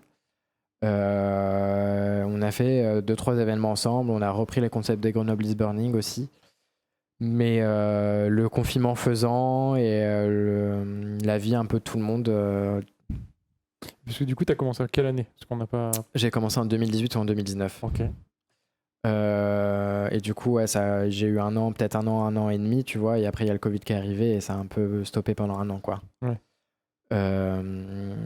Et puis, chacun fait son chemin de vie dans le collectif. Le Covid est passé par là. Chacune avait des personnalités différentes aussi. Le fait de fonctionner en collectif, ça peut être assez compliqué. Des mouvances différentes, et puis même des visions du drag vraiment différentes. Moi, j'avais vraiment une visée du drag beaucoup plus engagée et politique. Et des fois, on pouvait organiser des événements où moi, j'en voyais pas le sens. Et je m'y retrouvais pas non plus, donc c'était très compliqué. Ouais. Et d'autres personnes qui faisaient du drag pour le fun, et ce qui est assez compréhensible et ce qui est chouette aussi. Même si à la base le drag c'est politique, mais ouais, du coup, le collectif est plus trop présent, n'existe plus vraiment. On va dire qu'il y a juste un Insta qui est encore présent où on nous sert plutôt à diffuser des infos. Mais en tant que tel, ouais, le collectif n'existe plus trop. Enfin, la cuvette n'existe plus, quoi. Voilà. Après, il y a une personne et une drague qui m'inspire pas mal. C'est mon meilleur pote et qui est aussi ma sister de drague. C'est la personne avec qui j'ai commencé le drag, qui s'appelle Madame Rose. D'accord. Son blast de drag, c'est Madame Rose. Et on a fait pas mal de choses ensemble. Et c'est quelqu'un aussi qui m'inspire et qui me soutient dans tous les événements que je peux faire qui sont politiques, militants et engagés. Par exemple, on a co-animé ensemble le Dragathon. Oui. C'était super important pour moi de faire appel à cette personne-là qui a aussi fait des études en pharmacie, enfin des choses du milieu de la santé. Donc ça faisait assez sens aussi que cette personne soit présente pendant cet événement-là. Mais on fonctionne assez en binôme aussi. Voilà. Des fois, elle me fait des tenues aussi. Ça lui arrive de me faire des perruques aussi. Parce que cette personne a une patience de fou que je n'ai pas. Et le temps, des fois. Parce que je n'ai pas non plus. Comment on fait une perruque ? Faut pas me lancer là-dessus. C'est très long. Bah ouais. C'est Non, l'enfer. Mais parce que le travail, tu parlais du travestissement, de recherche des tenues, de recherche de tout ça, recherche du maquillage aussi et de toute cette expérimentation qui doit être faite sur les personnages. Du coup, les vêtements, tu les fais ? Il y a plein de choses à la fois. Après, j'aimerais juste revenir sur le fait que le travestissement, ça s'utilise principalement pour le théâtre et qu'on l'utilise pas pour le drag. Sur la question, c'est le démarrage, pardon. Et il y a plein de choses. Je vais acheter des trucs en fripe. Ça peut être des gens que les gens me donnent et que je vais pimper. Il y a des choses que je peux essayer de coudre. Même si j'avoue que je suis au début et que je couds pas forcément très bien. Ou des choses que j'achète. Mais le but, c'est que j'essaye de faire en sorte d'acheter le moins possible. Enfin, le but, c'est d'essayer de faire des choses à partir de récup ou des... Moi, j'aime bien l'idée d'un drag, du drag aussi, de mettre des vêtements qui ont une histoire et qui ont un vécu. Et moi, ça me pousse, ça m'apporte beaucoup. Et puis même dans la vie de tous les jours, moi, j'achète jamais mes fringues et je prends que des trucs de fripe ou de récup ou de... Enfin, ça fait partie de mes engagements aussi dans ma vie de tous les jours, que j'essaye de faire en sorte que ça aille jusqu'au drag. Et du coup, ouais. C'est plutôt des choses que je vais trouver en fripe ou que les gens vont me donner ou que je vais faire moi. Voilà. Make-up, tu fais toi ? Ouais. Et du coup, perruque, c'est Madame Rose. Ouais, ou moi et mes tentatives. Ok. Voilà. Mais c'est le côté pluridisciplinaire de la pratique du drag mais c'est fou, me fascine. Ouais. Je trouve ça trop bien. Mais c'est fou, il y en a à partir de drag qui vont faire des tenues, il y en a qui vont faire des perruques de dingue, il y en a qui vont faire des corsets. Avec le drag, il y en a qui vont faire des fossiles, il y en a qui vont faire des ongles. Enfin, il y a vraiment plein de choses, quoi. Ouais. C'est oufissime. Puis ça t'ouvre des compétences de dingue, quoi. Je trouve ça dingue. Enfin, que cette personne qui fait par exemple des études de pharmacie fasse aussi ou coiffe des perruques. C'est assez oufissime, quoi. En même temps, c'est le propre de chacun. Bah ouais, moi je trouve ça dingue de kiff, réussir à, tu vois, d'avoir une passion qui puisse amener à autre chose, tu vois. Il y a ça aussi et que ça devienne quelque chose de. Dans la création aussi et artistique. Bah, moi, c'est toujours le leitmotiv de n'importe quoi. C'est à partir du moment où quelqu'un fait et crée des trucs. C'est trop cool. On s'en fout de même la qualité du premier des choses. À partir du moment où une personne y octroie du temps, kiffe, c'est le meilleure chose. Il n'y a pas besoin de plus que ça. Yes. Et à partir du moment où ça lui fait sens, bien sûr. Mais et c'est ça qui est trop bien. Et le côté pluridisciplinaire du drag, je suis trop... parce que du coup, je n'ai jamais vu ça. J'ai vu une fois une session dans un bar qui avait été faite. J'ai jamais vu ça. Et en fait, je suis bien plus curieux par les coulisses et de rencontrer les gens qui font et de comprendre tout le process de mise en place, de création, de tout ça.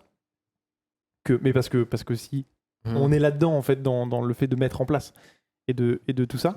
Et je suis très curieux de ça et j'ai très envie de venir voir.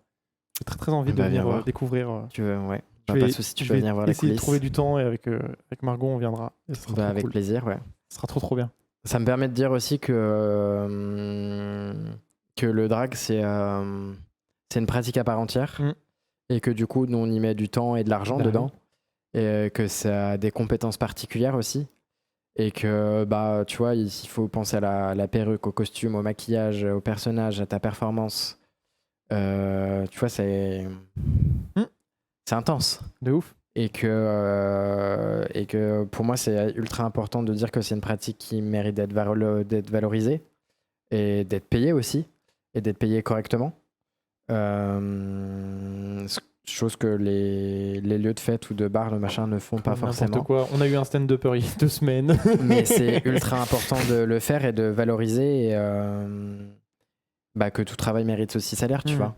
Et moi, c'est super important de faire en sorte que le drag, pour moi, ça soit une pratique de performance, de danse qui soit, danse qui soit engagée, tu vois. Et quand on a fait la soirée Voguing Wagging, j'ai pris plusieurs fois la parole pour en parler et pour le mettre en avant aussi. De dire que ça avait aussi sa place, que c'était une pratique artistique à part entière et que c'était aussi une pratique professionnelle, tu vois, avec des compétences particulières. Et que ça mérite d'être pris en compte et d'être valorisé et d'être financé à cette mesure, quoi. Bah bien sûr. Et c'est aux institutions, aux lieux aussi d'être dans ce deal-là qui est réel. Ouais. Et d'ailleurs, je pense la meilleure façon pour des gens de soutenir le drag, c'est de venir. C'est clair. C'est de venir voir et de venir consommer et participer par le fait par le show, par être là en spectateur en fait. Ouais, donc si ça vous intéresse, venez voir Borderline. Et puis selon les moyens de tout le monde de participer aussi financièrement, tu vois. Oui, bien sûr. Mais du coup, par le simple fait c'est toujours le jeu aussi quand tu es dans un truc un peu marketing un lieu qui t'accueille. Si derrière il sait qu'il y a tant de clients qui vont venir, qui vont voir un coup, qui vont machin. Du coup, il paye les artistes. C'est malheureusement le jeu du truc et du coup, c'est la meilleure façon. Tout travail mérite sa ouais, c'est ça.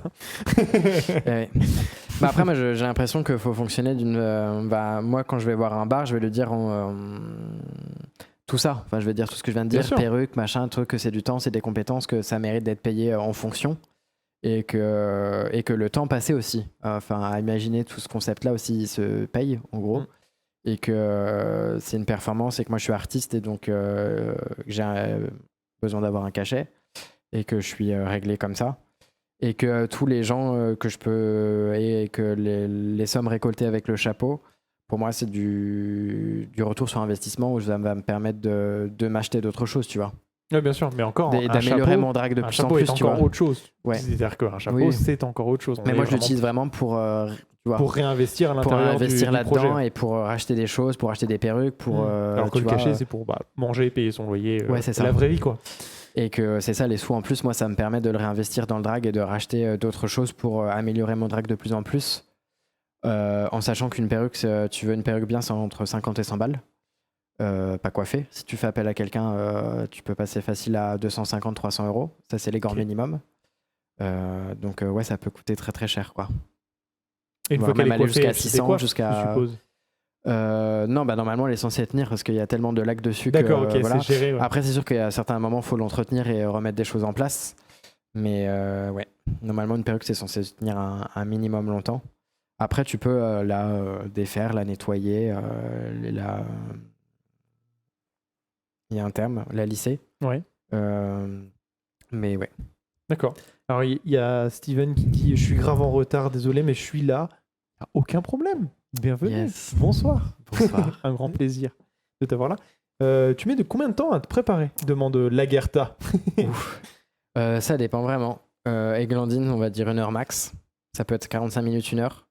Parce que j'aime bien l'idée de lui faire un maquillage dégueulasse. Ça va bien avec le personnage. Et puis, je pense qu'il faut pas trop se prendre au sérieux là-dessus. Et après, en borderline, je dirais jusqu'à 3 heures max. Ah ouais. Ouais, je dirais 3 heures, 3 heures et demie en s'habillant. Tout complet, je dirais 3 heures, 3 heures et demie, ouais. Ok. Ouais. Faut du temps, faut de la patience. À savoir que le drag, c'est fun, mais c'est pas très agréable, en vrai. Parce que C'est de moi, la je vais. minutie. Je vois ça comme énormément de minutie. Ouais, et il faut de être patient, préparation. de minutie, de préparation. Et puis moi, je vais mettre ce qu'on appelle tape. C'est quand tu te mets du scotch, ou ça peut être un autre format. Moi, j'ai des patchs collants qui se mettent comme ça avec un élastique qui vont Ouais. permettre d'étirer les traits. Oui. Et donc, ça te fait un lifting gratos. Enfin, gratos pour pas cher. C'est la petite astuce du jeu. La petite astuce du jour. Donc ça, c'est pas forcément agréable. Tu vas avoir un wig cap, donc un espèce de collant pour te mettre sur la tête. Où c'est pareil, c'est pas très agréable. Tu transpires, ça va te gratter. T'as la perruque que t'as par-dessus qui va te gratter aussi, Qui va tenir chaud. qui va te tenir chaud, qui va te serrer la tête. Tu vas avoir de la colle pour fixer ta perruque aussi. Donc ça, c'est juste pour le visage, tu vois. Et puis après, toutes les couches de maquillage que t'as, les lentilles si tu mets des lentilles, les fossiles. Ouais, t'as un peu tout ça. Et puis après, des fois, t'as des histoires de corsets, de fausses poitrines qui peuvent être lourdes aussi. Enfin, quand t'as pas l'habitude. C'était d'ailleurs ma question, pardon, que tant qu'on y est, parce que tu disais que du coup, Églantine, Ouais. elle avait des fesses et Oui, une grosse poitrine. ouais. C'est fait comment? Et là, c'est la petite astuce qui coûte pas cher. C'est parti. Non, c'est des collants. C'est Ok. ma sister, Madame Rose, qui m'a donné le tips et le conseil. C'est plusieurs couches de collants avec, je crois, Églantine, c'est.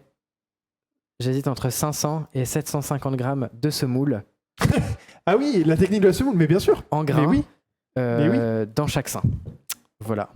Combien de kilos les seins d'Églantine? Il y avait ben déjà voilà. la question qui était Déjà, tombée de voilà. Jacques. Et je crois que c'est 500 ou 750 Mais oui, grammes par. mais en fait, Je crois que vous voulez qu'il soit d'1 kilo, mais en fait, j'ai jamais réussi à trouver de soutif. mais en fait, tu me dis Et je ça. trouvais ça trop triste. Et du coup, j'ai dû réduire.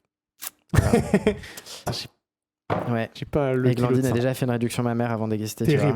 Terrible. Et donc, ouais. Et puis, j'ai un corset qui me prend tout avec un truc pour la poitrine, plus un soutif en plus. Donc, ça, c'est pareil, c'est pas forcément très agréable à porter. Ouais. Des fois, t'as les corsets, t'as les collants, t'as les talons. Ouais. La lourdeur du costume en plus. Ouais. derrière. Ouais, en vrai, c'est fou. Moi, je sais que par exemple, quand je vais m'entraîner pour faire une choré pour une performance, je vais toujours essayer de danser avec le costume que je vais avoir, ou au moins avec les talons que je vais mettre. Ouais, pareil. Parce que du coup, c'est pas du tout la même chose, quoi. Et une fois que t'arrives, après, tu galères sinon à faire ton truc, quoi. Puis en termes de jeu aussi, il y a ce truc de quand même le fait de rentrer dans la peau un Ouais. petit peu quand. Et puis, tu peux jouer avec les accessoires, la tenue que t'as aussi, donc Ouais, forcément. c'est chouette aussi. Mais ouais, le drag, c'est fun, mais ça fait mal. Mais c'est parti du délire, en vrai. Au fond, je pense qu'au fur et à mesure, tu t'oublies, quoi. Au bout de la soirée, t'oublies. Ça fait partie de la méthodologie. Ça fait... Ouais, ça fait partie Ouais. du truc, quoi.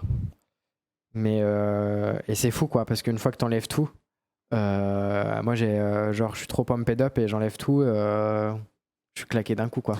Eh ben, C'est genre, j'enlève tout, je vais prendre une douche, je suis une lock et je suis en mode, je vais au lit et pouf, quoi. Tu me fais une transition toute belle parce que c'est une question que j'adore poser dans l'heure du temps. Ouais. Moi, je suis une vraie victime de ce que j'appelle la baisse d'euphorie. C'est-à-dire Ouais. que quand un événement vient de se faire, qu'il y ait du public, qu'il n'y ait pas de public ou quoi, une fois qu'il y a un événement, typiquement l'heure du temps, pour moi, c'est un événement parce que je rencontre quelqu'un, je suis très content, je passe un très bon moment, j'arrive, je fais tout, je range, je matos, j'arrive chez moi, je suis tout seul Ouais. et j'ai une baisse d'euphorie Oui, ouais. et des fois un bad mood de Mhm. ouf, en mode putain, d'un coup, je me sens pas bien parce que d'un coup, Mhm. t'es tout seul ou tout ça. Comment tu gères? Est-ce que déjà c'est quelque chose qui existe chez toi, Ouais, c'est le clair. fait d'avoir Bah des baisses ouais. d'euphorie, et comment tu le gères, clair. comment tu le vis? Parce que moi je sais que il y a des moments où je le vis très très bien et c'est un Mhm. vrai profond plaisir où je prends le temps, et il y a des moments où je le vis trop mal. Donc je suis très curieux de ça. Et ouais, ça m'arrive souvent. Généralement, je vais me démaquiller, je vais être un peu au bout du rouleau. Ouais. Surtout que ça prend du temps de se démaquiller, que le maquillage, c'est pas forcément chouette pour sa peau aussi, tu vois. Moi, j'ai un truc avec le maquillage où ça me fatigue beaucoup les yeux. Et puis le fait d'être en drague, je trouve que les gens ils se rendent pas compte, mais c'est une double voire triple fatigue, tu vois. Enfin, tu dépenses 2 à 3 fois plus ton énergie. Et donc, ouais, faut y aller mollo avec soi-même en fait. Faut prendre le temps après. Et puis, moi, j'ai vraiment un long moment. Je vais prendre une bonne douche tranquille, tu vois. Ouais, il y a le rituel. Il y a Ouais. une session rituelle qui est faite. Mettre en pyjama et bouffer un truc et aller au lit, quoi. Non, mais le C'est truc le truc pas glam, mais c'est efficace. Steven qui avait compris la baisse d'euphorie. Non, ce n'est pas la baise d'euphorie, D'euphorie. mais la baisse. La baisse d'euphorie. d'euphorie, ouais. Pas de sexualité sur Twitch, on va être banni. Non, pas du tout. À partir du moment où on en parle, on peut. Hein. Y a pas de Ouais. problème. Hein. On parle de ce qu'on veut. À partir du moment où c'est bienveillant, bien sûr. Mais non, ouais, je suis. Et puis des fois, je suis vraiment désolé, je te coupe, mais des fois, je suis vraiment genre pas motivé. À chaque fois, je suis en mode oh, ça me saoule, je refais pas du drag avant je sais pas combien de temps, tu vois. Et puis bah, y a toujours les trucs que tu cales, que t'as déjà calé, ou des trucs que t'es obligé. Puis après, tu te dis en fait, Au moment où c'est tu juste t'y la mets, fatigue, tu vois. ouais. Et puis voilà quoi. Mais c'est vrai que moi, j'ai souvent un moment de. Quand je vais me maquiller, une baisse de fatigue quand je vais avoir fini de me maquiller, de m'être habillé, de m'être mis en drague. Et après, il y a le moment où je vais arriver sur place où je vais commencer à m'activer, ça va être chouette. Et c'est vrai que le moment où je vais arriver chez moi, Ouais, c'est un vrai down. je suis KO, quoi, ouais. Mm. Mais Surtout que j'ai 3 vies en même temps en ce moment, du coup, faut réussir à trouver l'énergie, la motivation pour le faire, quoi. Et du coup, c'est vrai que j'aime vraiment bien quand mes événements drag, ils sont cadrés, tu vois. Et qu'il y a du monde et que ça se passe bien. forcément. Ouais. La pire expérience théâtre que j'ai faite ever. Ouais. En plus, ça a été un combo un peu truc. J'ai eu un tout début de professionnalisation en tant que comédien j'avais 18 ans. Donc je touche des cachets comme comédien et je fais 1000 personnes. Ok. C'est Très fou. bien. Ouais. C'est fou. Je suis au Coléo J'avoue. à Pontcharrat, c'est fou. Ok. Donc je fais 2 soirs de suite, je fais 500. Le lendemain, je fais un spectacle dans mon association qui pièce Ouais. d'Oscar Wilde. Mhm. Où donc je suis en mode, c'est l'association, on le fait. Ouais. 3 personnes, on est plus sur scène que dans le public. Ouais. Et en fait, le down du truc, moi, il n'y a aucun problème. C'est vraiment Ouais. quelque chose où je m'en fiche du Mhm. nombre de gens qui fait. En vrai, je kiffe vraiment faire. Je faisais partie un peu de ce truc-là. Mais là, effectivement, tu sens que c'est plus dur dans le rythme. T'es dans Ouais. un jeu à plusieurs en plus dans ce truc-là. Et c'est dur de s'y mettre. En plus, Mhm. dès qu'il y a une cassure de rythme de la part de quelqu'un, généralement, c'est sûr qu'il y a une cassure de la rythme du deuxième derrière. Parce que c'est dur de tanker une baisse de rythme. Et je suppose que ça doit arriver aussi dans le monde du drag. C'est clair. Et il y a un espèce d'effet mindset aussi, comme tu disais, Ouais. quand t'es fatigué, que tu t'y mets, au moment où tu t'y mets, t'es dedans, Non. et tu sais pas pourquoi, t'as un espèce de deuxième moteur qui arrive Mhm. et t'arrives à tout donner sur ce moment-là. Ouais. Et voilà. Il y a quoi dans la playlist quand tu prépares si tu en utilises une? Oula. Il y a plein de choses. Il y a vraiment plein de choses. Généralement, j'écoute pas mal de pop, pas mal de trucs de drag, du genre de RuPaul. C'est kitsch, mais et pas mal de disco. D'accord. Ouais. C'est La mes fun, inspi. quoi. Ouais. Des lignes de basse. Ouais, ou des bons trucs de disco. Ouais, des trucs comme ça. Ok. Ce qui fait que j'ai d'ailleurs, effectivement, parce que Eglandine, du coup, tu lui as donné un âge. Ouais. Tes autres personnages, elles ont quel âge? Elles ont pas d'âge. Elles ont pas Il y a d'âge. juste Eglandine Et qui du est, coup, est-ce que tu as un côté atemporel aussi sur du coup, les influences musicales que tu as ou le type de spectacle que tu fais? Parce que du coup, tu as l'air de vachement revenir si tu es dans disco années 70. Bah, j'ai l'impression que mes inspi c'est pop, c'est disco et c'est chansons françaises, mais plutôt des trucs actuels, genre Edith Preto, Iseut, Ok. Angèle, tu vois. Ok. C'est plutôt mes inspi, Foé, enfin il y en a plein d'autres. Ouais, c'est plutôt mes inspi. Parce que c'est. Avec Borderline, j'aime plutôt être dans une idée d'être là où on ne m'attend pas Ouais. et de pouvoir proposer à la fois des choses ultra énergiques et ultra fun, comme proposer des trucs ultra down et ultra tristes et ultra mélancoliques, tu vois. Et j'aime bien avoir ces deux choses, enfin ces deux parts là, présentes aussi. Parce que les trucs, ça va être un peu plus énergique, tu vas être des trucs beaucoup plus dans la danse, tu vois, et dans le mouvement, alors que dans les trucs un peu plus... bah voilà, tu vas être beaucoup plus dans des choses, dans des émotions. Dans les trucs de chansons françaises, par exemple, je trouve. Parce qu'on les comprend un peu plus aussi, Ouais. qu'il y a un truc, Mhm. aussi générationnel, je pense, Ouais. sur le fait que là, ça nous parle et c'est ce moment-là. Ouais. Il y a Jacques qui nous dit Lady Gaga Aussi, oui, forcément. Très présente. forcément. Euh, Et pour revenir sur ce que tu disais avant sur ton expérience de... Moi, ça m'est arrivé, je me suis confronté vraiment à plein de publics différents, tu vois. J'ai fait des publics avec... il y a eu la soirée Voguing Walking, par exemple, où j'avais 200 personnes. Comme j'ai pu faire... on a testé la lecture drag pour enfants, par exemple, où on a eu 2 personnes et c'était pas des enfants, tu vois. Ouais. Et ça fait partie du truc et ça te permet de te réfléchir à ton événement et à comment tu le vois et comment il doit se développer. Après, Après, j'ai fait un truc une fois dans un événement, une fois dans un restaurant. Aussi, je me suis dit pourquoi pas tester. Un C'est peu dur. en mode stand-up comédie. Et ça a été, c'était compliqué quoi. Ouais, les gens sont pas Je là l'ai pour fait ça. une fois et je me suis dit, je pense qu'il y a besoin. Ouais, les gens sont pas là pour ça. Mm. Du coup, c'est compliqué parce qu'ils ont envie de bouffer peinard en fait. Ouais. Surtout que y en a qui sont venus parce qu'il y a la soirée qui les intéresse. Du coup, voilà. Mais il y en a qui viennent juste pour manger en fait. Donc, ils n'ont rien à foutre du reste. Donc ça peut être compliqué.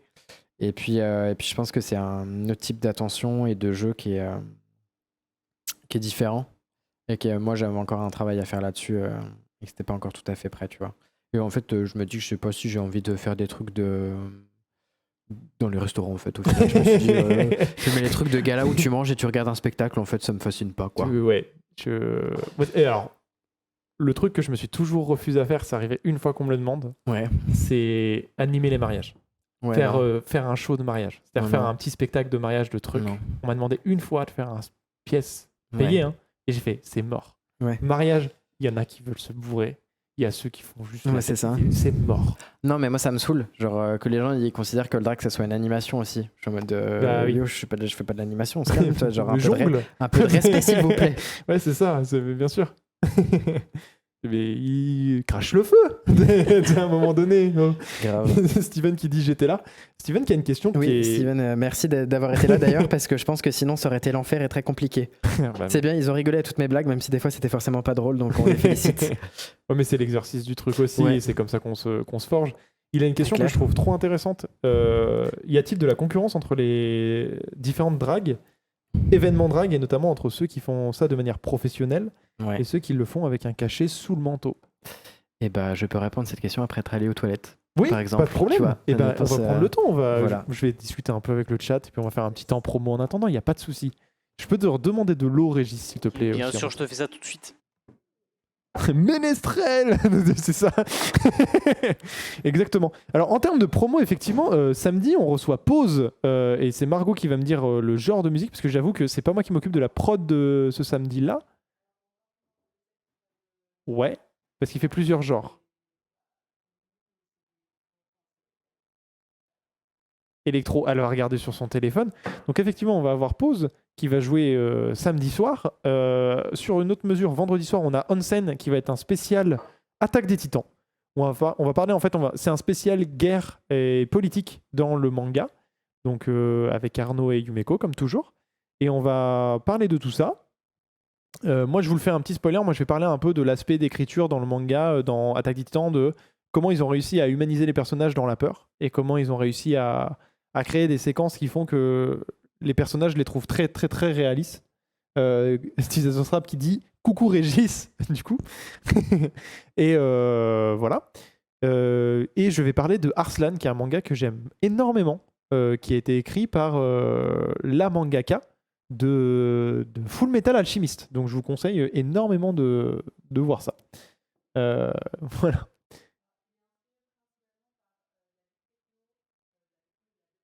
Alors, Deep Techno et Duck Techno. Dub Techno. Ah, c'est pas du canard techno, c'est de la dub techno.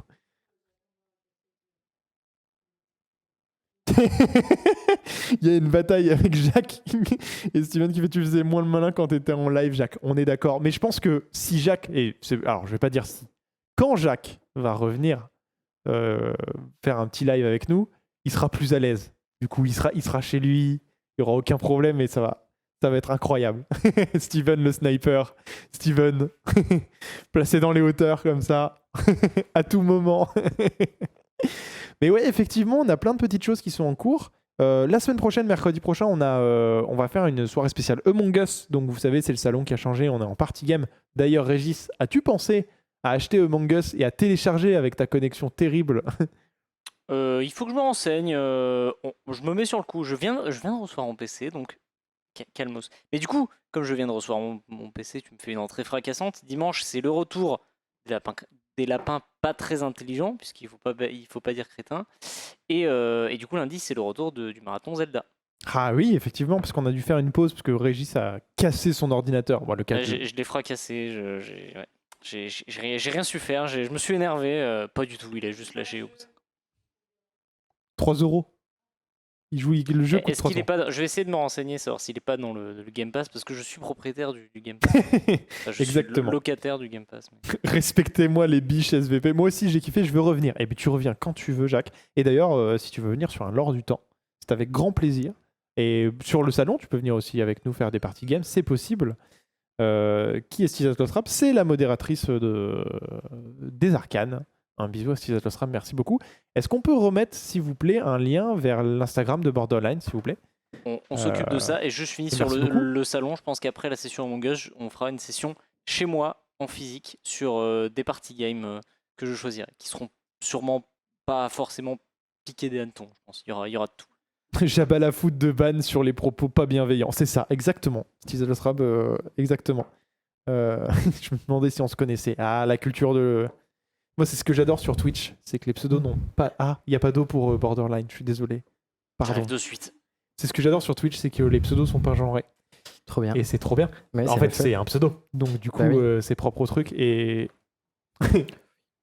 Ça roule. il va chercher l'eau, il arrive. Il n'y a plus d'eau. On a tout Il y a plus sifflé. d'eau, c'est la Merci dèche. beaucoup. Donc, voilà un peu les news. Je sais plus où j'en étais dans ce que je racontais. Voilà. Si, on disait à Jacques qu'il revient quand il veut. Parce que du coup, il te disait de bien remettre ton string et il faisait le cake. Alors, Steven l'a remis Ok. en place en disant que il faisait pas le malin autant que ça quand il était en live, lui. C'est vrai. Voilà. Du coup voilà, tu as eu une foule de personnes pour te protéger Trop bien. de Jacques. De J'espère Jacques, que- le dangereux. Que je ne vous ai pas trop manqué Si, énormément. pendant que je remettais mon string. Me retrouver seul, très vite, c'est compliqué de meubler. Tu sais. Ouais, je vois le truc. C'était un moment gênant où tu es en mode bon, alors. Non. Est-ce que j'ai prévu des sujets dans ma tête? Ça va, on a fait la programmation de ces sons. Mais c'est vrai que quand tu t'habilles classe, des fois c'est pas très confortable pour aller aux toilettes. Oui. Donc il en a fait, il a fallu que je me réhabille.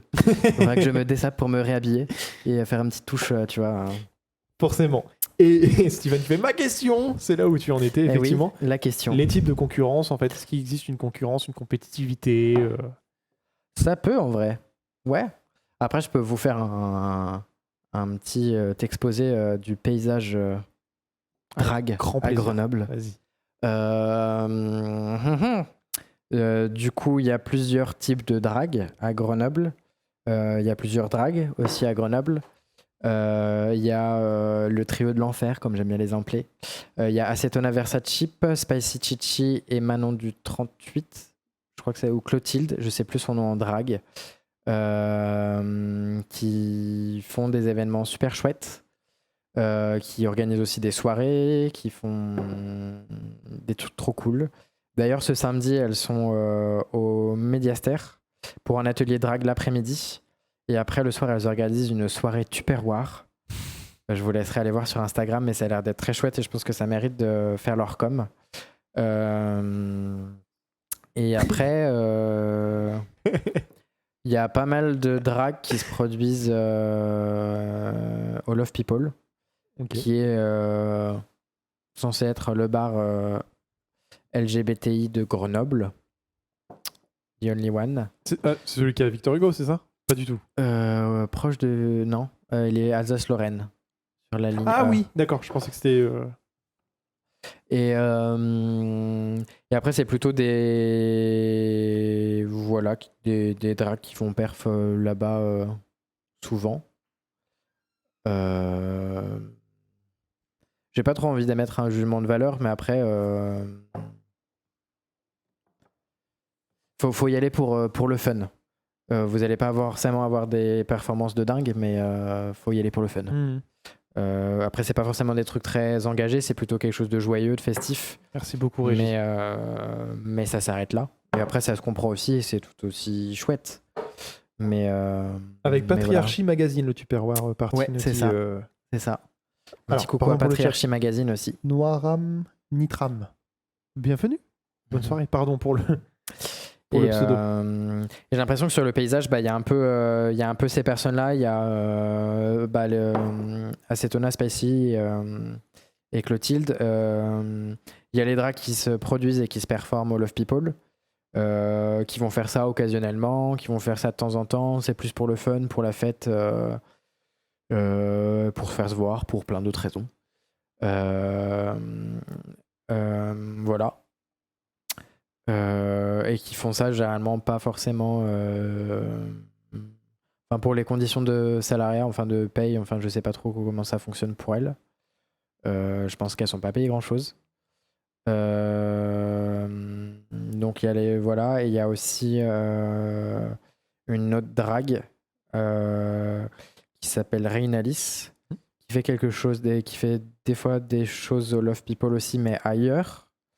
Voilà, et qui a développé il y a pas très très longtemps un concept de spectacle de théâtre en drague, je crois. D'accord. Et qui s'est pas mal produit aussi à la villa, je sais plus comment ça s'appelle, à Montbonneau.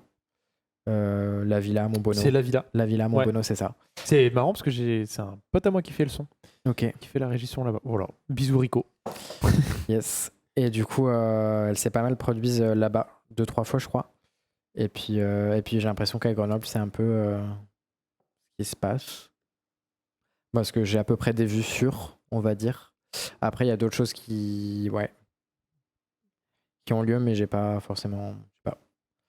Mais moi, c'est un peu la vision du paysage drag que j'ai à Grenoble et des choses qui se passent et des personnes présentes, on va dire régulièrement, c'est-à-dire plus de 3 fois. S'il faut donner un chiffre et un ordre d'idée. Mais ouais.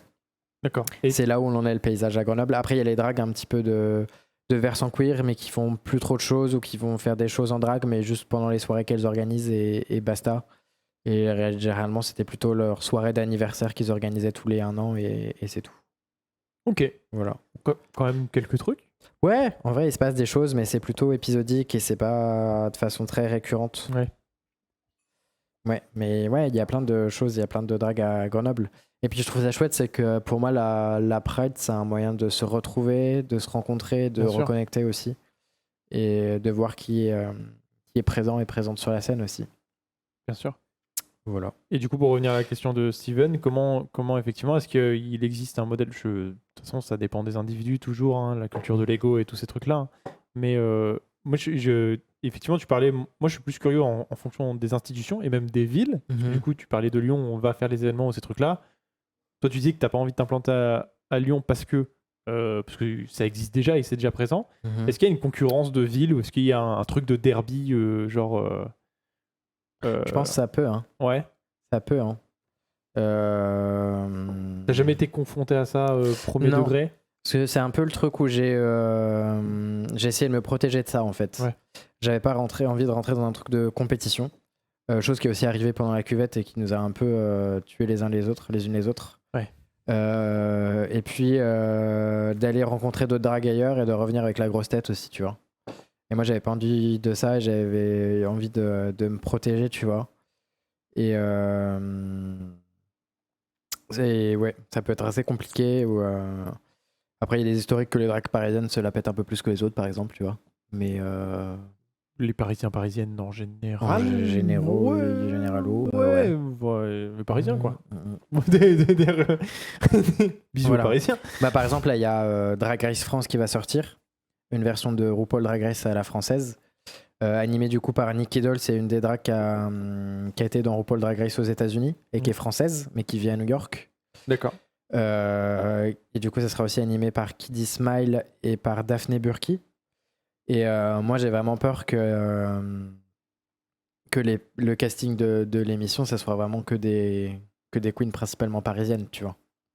Et que ça soit pas. Bah, en même temps, c'est toujours la même chose en termes de réseau et en termes de Ouais. trucs premier degré, de Mhm. disponibilité, de machin, Et d'accessibilité. du coup, hein, moi, c'est toujours le problème. j'aimerais vraiment bien qu'ils ouvrent à toutes les dragues en France, tu vois. Ouais.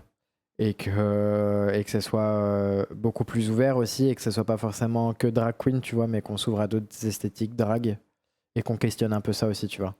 Parce que le drag de plein de villes est super chouette, tu vois. Et il y a une ville qui se démarque un peu par que ce soit son activité, son genre aussi de format, de choses comme ça. Il y a une ville qui se démarque autre que Paris ou pas?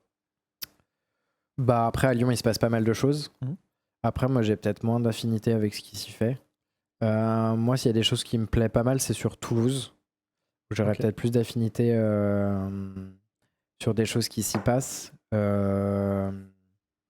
Par exemple, avec Mika Rambar, qui est une drague qui est très présente sur la scène à Toulouse et qui milite beaucoup et qui fait vraiment plein d'événements, quoi. C'est 1 ou 2 fois par semaine, enfin c'est un truc assez intense tout au long de l'année, il y a quelque chose, quoi. Et qui fait ça à un lieu qui s'appelle le Kalinka, je crois, à Toulouse, et qui fait un événement qui s'appelle In Bed with Mika Rambar. D'accord. Et où c'est pareil, Mika invite plein d'artistes aussi et fait connaître plein d'artistes aussi à Toulouse. Et donc moi c'est des personnes qui m'inspirent plutôt bien, tu vois, et qui sont des inspirations pour moi et avec les esthétiques, tu vois, qui me portent le plus et qui me donnent envie, tu vois. Moi, j'ai Ouais. vraiment envie d'aller à Toulouse pour Le ça, tu mouvement vois. implique le mouvement et Ouais, c'est ça. donne envie de faire des trucs, quoi. Mais elles font des trucs trop chouettes. Ouais, Mika Rambar, Coco Damoiseau, Elliot Desadel, je crois aussi. Il y a Caprice aussi. Enfin, voilà. Ouais, ça donne vraiment envie d'aller voir ce qui se fait là-bas. Ça, c'est chouette. Et puis, il y a Rennes aussi qui commence à se démarquer de plus en plus et à faire des événements drag. Donc, ouais, c'est assez ouf. Ça se développe Trop là-bas. bien. Ouais. Trop bien. Il y a une question de Lagertha. Il y a un peu de drag king sur Greux ou pas du tout? Il y a eu. Il y a. Ouais, il y a. Il y avait un collectif de drague avec des personnes des Beaux-Arts qui s'était fait. Ouais. Avec un nom trop stylé, mais j'arrive pas à m'en souvenir. Après, il y avait. Attends, un nom trop stylé par rapport à Cuvette. Non, il y avait un nom. C'était un Je crois que collectif de c'était drague. Drag King. De drag king. Mais j'arrive plus à me souvenir de nom, mais c'était un nom stylé en tout cas. Je sais pas si quelqu'un a les informations. Alors, Ouais. si tu laisses là, ça va dormir. Malheureusement, bonne nuit à toi. Si jamais Lagertha, tu as le temps d'aller chercher un petit peu. Si jamais tu trouves le nom de cet Ouais. événement. Merci. Enfin, beaucoup. du collectif de drag king qu'il y avait avec des personnes des Beaux-Arts. Et puis nous, il y avait un drag king dans la cuvette aussi. Ouais. Mais c'est vrai que c'était beaucoup moins présent sur la scène à Grenoble, malheureusement. Et après, il y a le Midi Minuit qui essaye aussi de réinvestir la chose et qui a proposé déjà 1 voire 2 ateliers drag king en invitant Yax Ferry, qui est un drag king trop chouette. Et je crois qu'en ce moment, il est sur Paris, D'accord. il me semble. Et du coup, il y a 2-3 drag kings maintenant qui perfent au Midi Minuit à partir de ces ateliers qui se sont faits. Voilà. Donc c'est Notamment en, un drag c'est en king train qui de se s'appelle développer. un Gino, peu. je crois, et un autre qui s'appelle Raphaël Cœur d'Acier, Ok. si je me souviens bien. Voilà, qui font des événements au Midi Minuit. Et c'est souvent des bingos. Voilà. Trop bien. Il Aussi. y a Stilzatostrap qui nous dit merci pour votre présence et merci beaucoup à Borderline pour cette émission pépite. Avec Trop bien. un petit cœur. Et ben avec plaisir, c'est trop Beaucoup mignon. apprécié. Raphaël Cœur d'Acier, un cousinage avec Margot Cœur de Pierre, peut-être. Y a moyen. C'est le nom de chevalier de Margot. Il y a moyen. Il y a moyen. Si- Rien à voir avec Cœur de Pirate, par contre. hein. Non, très peu de liens avec eux. Écoute, Borderline, j'ai plutôt fini. Ok. Je sais trop pas si tu as des chouette. choses à rajouter que tu as envie de dire. S'il y a, Ouais. on rappelle donc il y a le 20 mai, Ouais, on peut rappeler les événements. le ouais. bingot. Le bingot À Ève. à Ève, À partir de quelle heure? 18h, de 18 à 20. C'est surtout cool. En fait, on l'a pensé. Le concept, c'est un peu genre si vous êtes étudiante, vous sortez de partiel et vous venez passer un moment super cool avec nous, tu vois. Vous soufflez Pour quoi? détendre et vous venez souffler avec nous, tu vois, et lâcher la pression et tout. Et Voilà. ça va être fun. Et en même temps, vous éduquez, et en même temps, vous pouvez gagner des lots, en même temps, c'est gratuit, et en même temps, c'est drôle. Voilà, c'est un peu le bon combo, c'est le combo parfait. Post-partiel. Post-déprime partielle C'est aussi. ça. Pour oublier les partiels et se dire, ah non, je passe à autre chose. Après, il y a le 21-22 mai, du coup, stage drag queen au Midi Minuit, avec scène ouverte. Ensuite, on a la Pride, le 28 mai, où je serai présente. Et on cherche toujours un after Pride. Je lance le truc. Et après, il y a la fameuse journée du 4 juin, super intense, avec peut-être un vernissage. Et puis l'après-midi, il y aura de nouveau un bingot dans les locaux de Aide. Et du coup, un bingot spécialisé pour la prévention sur les risques liés à la sexualité. Et après, on a le 10 juin au Bifurque Café. Et je pense que ce sera pareil autour de 19h30. Le but là, c'est que les gens viennent prendre l'apéro voilà, et profiter d'un bingot éducatif et que tout le monde soit accepté et que ce soit plutôt un truc où les familles viennent aussi. Trop bien. Voilà. Donc Que vous les avez- habitants, les habitantes du quartier de Flaubert, autour de Flaubert et de la Bifurque, viennent profiter de ce moment-là. Voilà, cool. pour que le drag, ça soit accessible à tout le monde. Donc là, vous avez un planning où tous vos week-ends sont pris. Donc c'est bon, C'est ça. vous pouvez y aller. Ouais, ouais. Et puis tu me parlais, il y a peut-être un truc qui va se faire aussi à Lyon. Je suis en train de voir, Trop cool. d'animer un ciné-débat. Voilà, après la Pride de Lyon. Ok. Et tu sais quel film serait mis en... On m'a dit le titre du film, je sais que c'est réalisé par une personne trans, Ok. mais c'est tout. Ok. Voilà. Et puis il y aurait peut-être des performances de walking aussi, avec Paul de Saint-Paul. Faut le taguer sur Instagram, faut aller voir, il fait des trucs de folie. C'est la personne qu'on a invité à la soirée Voguing Walking qui a eu en octobre au Pacifique et qui est en train d'insuffler un mouvement super chouette de walking à Lyon. Et donc faut vraiment aller voir parce qu'il fait des trucs de folie et c'est un super pédagogue, il donne des cours aussi. Et c'est une personne vraiment trop chouette et qui a le walking dans la peau. Et donc ça mérite voilà, qu'on aille le voir. Trop bien. Bah écoute, merci beaucoup. Bah avec plaisir. Merci beaucoup le chat, merci beaucoup d'avoir été là. Merci Et beaucoup. puis bah n'hésitez pas à venir Ah aux ouais. événements. Faut venir. Et puis de motiver aussi. Faut pas hésiter à motiver les drags en hurlant beaucoup. Au risque de ne plus avoir ses cordes vocales. Ouais. Voilà. Et puis bah pas hésiter de suivre ce qui se passe sur Borderland Productions. Mais aussi pas hésiter à suivre l'Instagram de ma compagnie qui s'appelle La Compagnie Sous la Peau. Ouais. Et donc sur Instagram, c'est si-sous-peau. On fait des choses très chouettes. Et le truc, la super bonne nouvelle aussi, c'est que l'année prochaine, je suis artiste en compagnonnage au Pacific CDCN, Centre de Développement Chorégraphique Trop National. bien. Félicitations. Et ouais, c'est super chouette. Et du coup, on va être accompagné par le lieu pour développer nos projets, nos projets artistiques et notre insertion professionnelle. Et on va peut-être développer nos projets de création respectifs et présenter un petit bout de maquette. C'est comme ça qu'on appelle nos projets à la fin de l'année en juin. Et du coup, c'est super chouette. Et ça montre que les lieux s'intéressent aux personnes queer et aux enjeux qui traversent aussi les personnes queer et surtout aux sexualités des personnes queer. Et ça, je trouve ça super chouette. Ouais. Trop bien. Ouais. Il y a Jacques qui dit tous les gens qui me connaissent ont un super logo. Parce qu'on disait qu'il y avait un nouveau logo du coup qui a été Grave. fait par Jacques. Nouveau logo fait par Jacques. Ouais, super chouette. Et le logo de la compagnie était réalisé par Mathieu Lambertin aussi. Lambertin-Mathieu, je crois, sur Instagram. Qui fait des choses très chouettes et qui est web designer et qui peut faire des logos aussi. Et on a fait tout un travail avec lui sur le logo de la compagnie, la charte graphique, enfin plein de choses. Le site internet, il y a un site internet de la compagnie aussi. C'est si-sous-peau, je crois, c'est pareil, ou si-sous-la-peau.odoo.com. Trop chouette. Et on explique un petit peu tous les projets qui vont avoir lieu. Puis moi, dans la compagnie, j'ai vraiment envie aussi de mettre en valeur et de travailler avec des personnes queer donc, et de mettre en avant leur travail. Donc voilà. Trop bien. Trop de projets, trop bien. Ouais. Donc allez voir tout ça. Moi, je vais me mettre un planning pour essayer de venir. Je promets. C'est pas dans le vent. Hein. Je dis pas ça parce qu'on est en live, ça n'a rien à voir. Non, mais j'ai vraiment envie de voir ça. Et je suis très curieux. Et puis moi, je travaille déjà au planning de l'année prochaine, tu vois. Du coup, fatalement, je connais.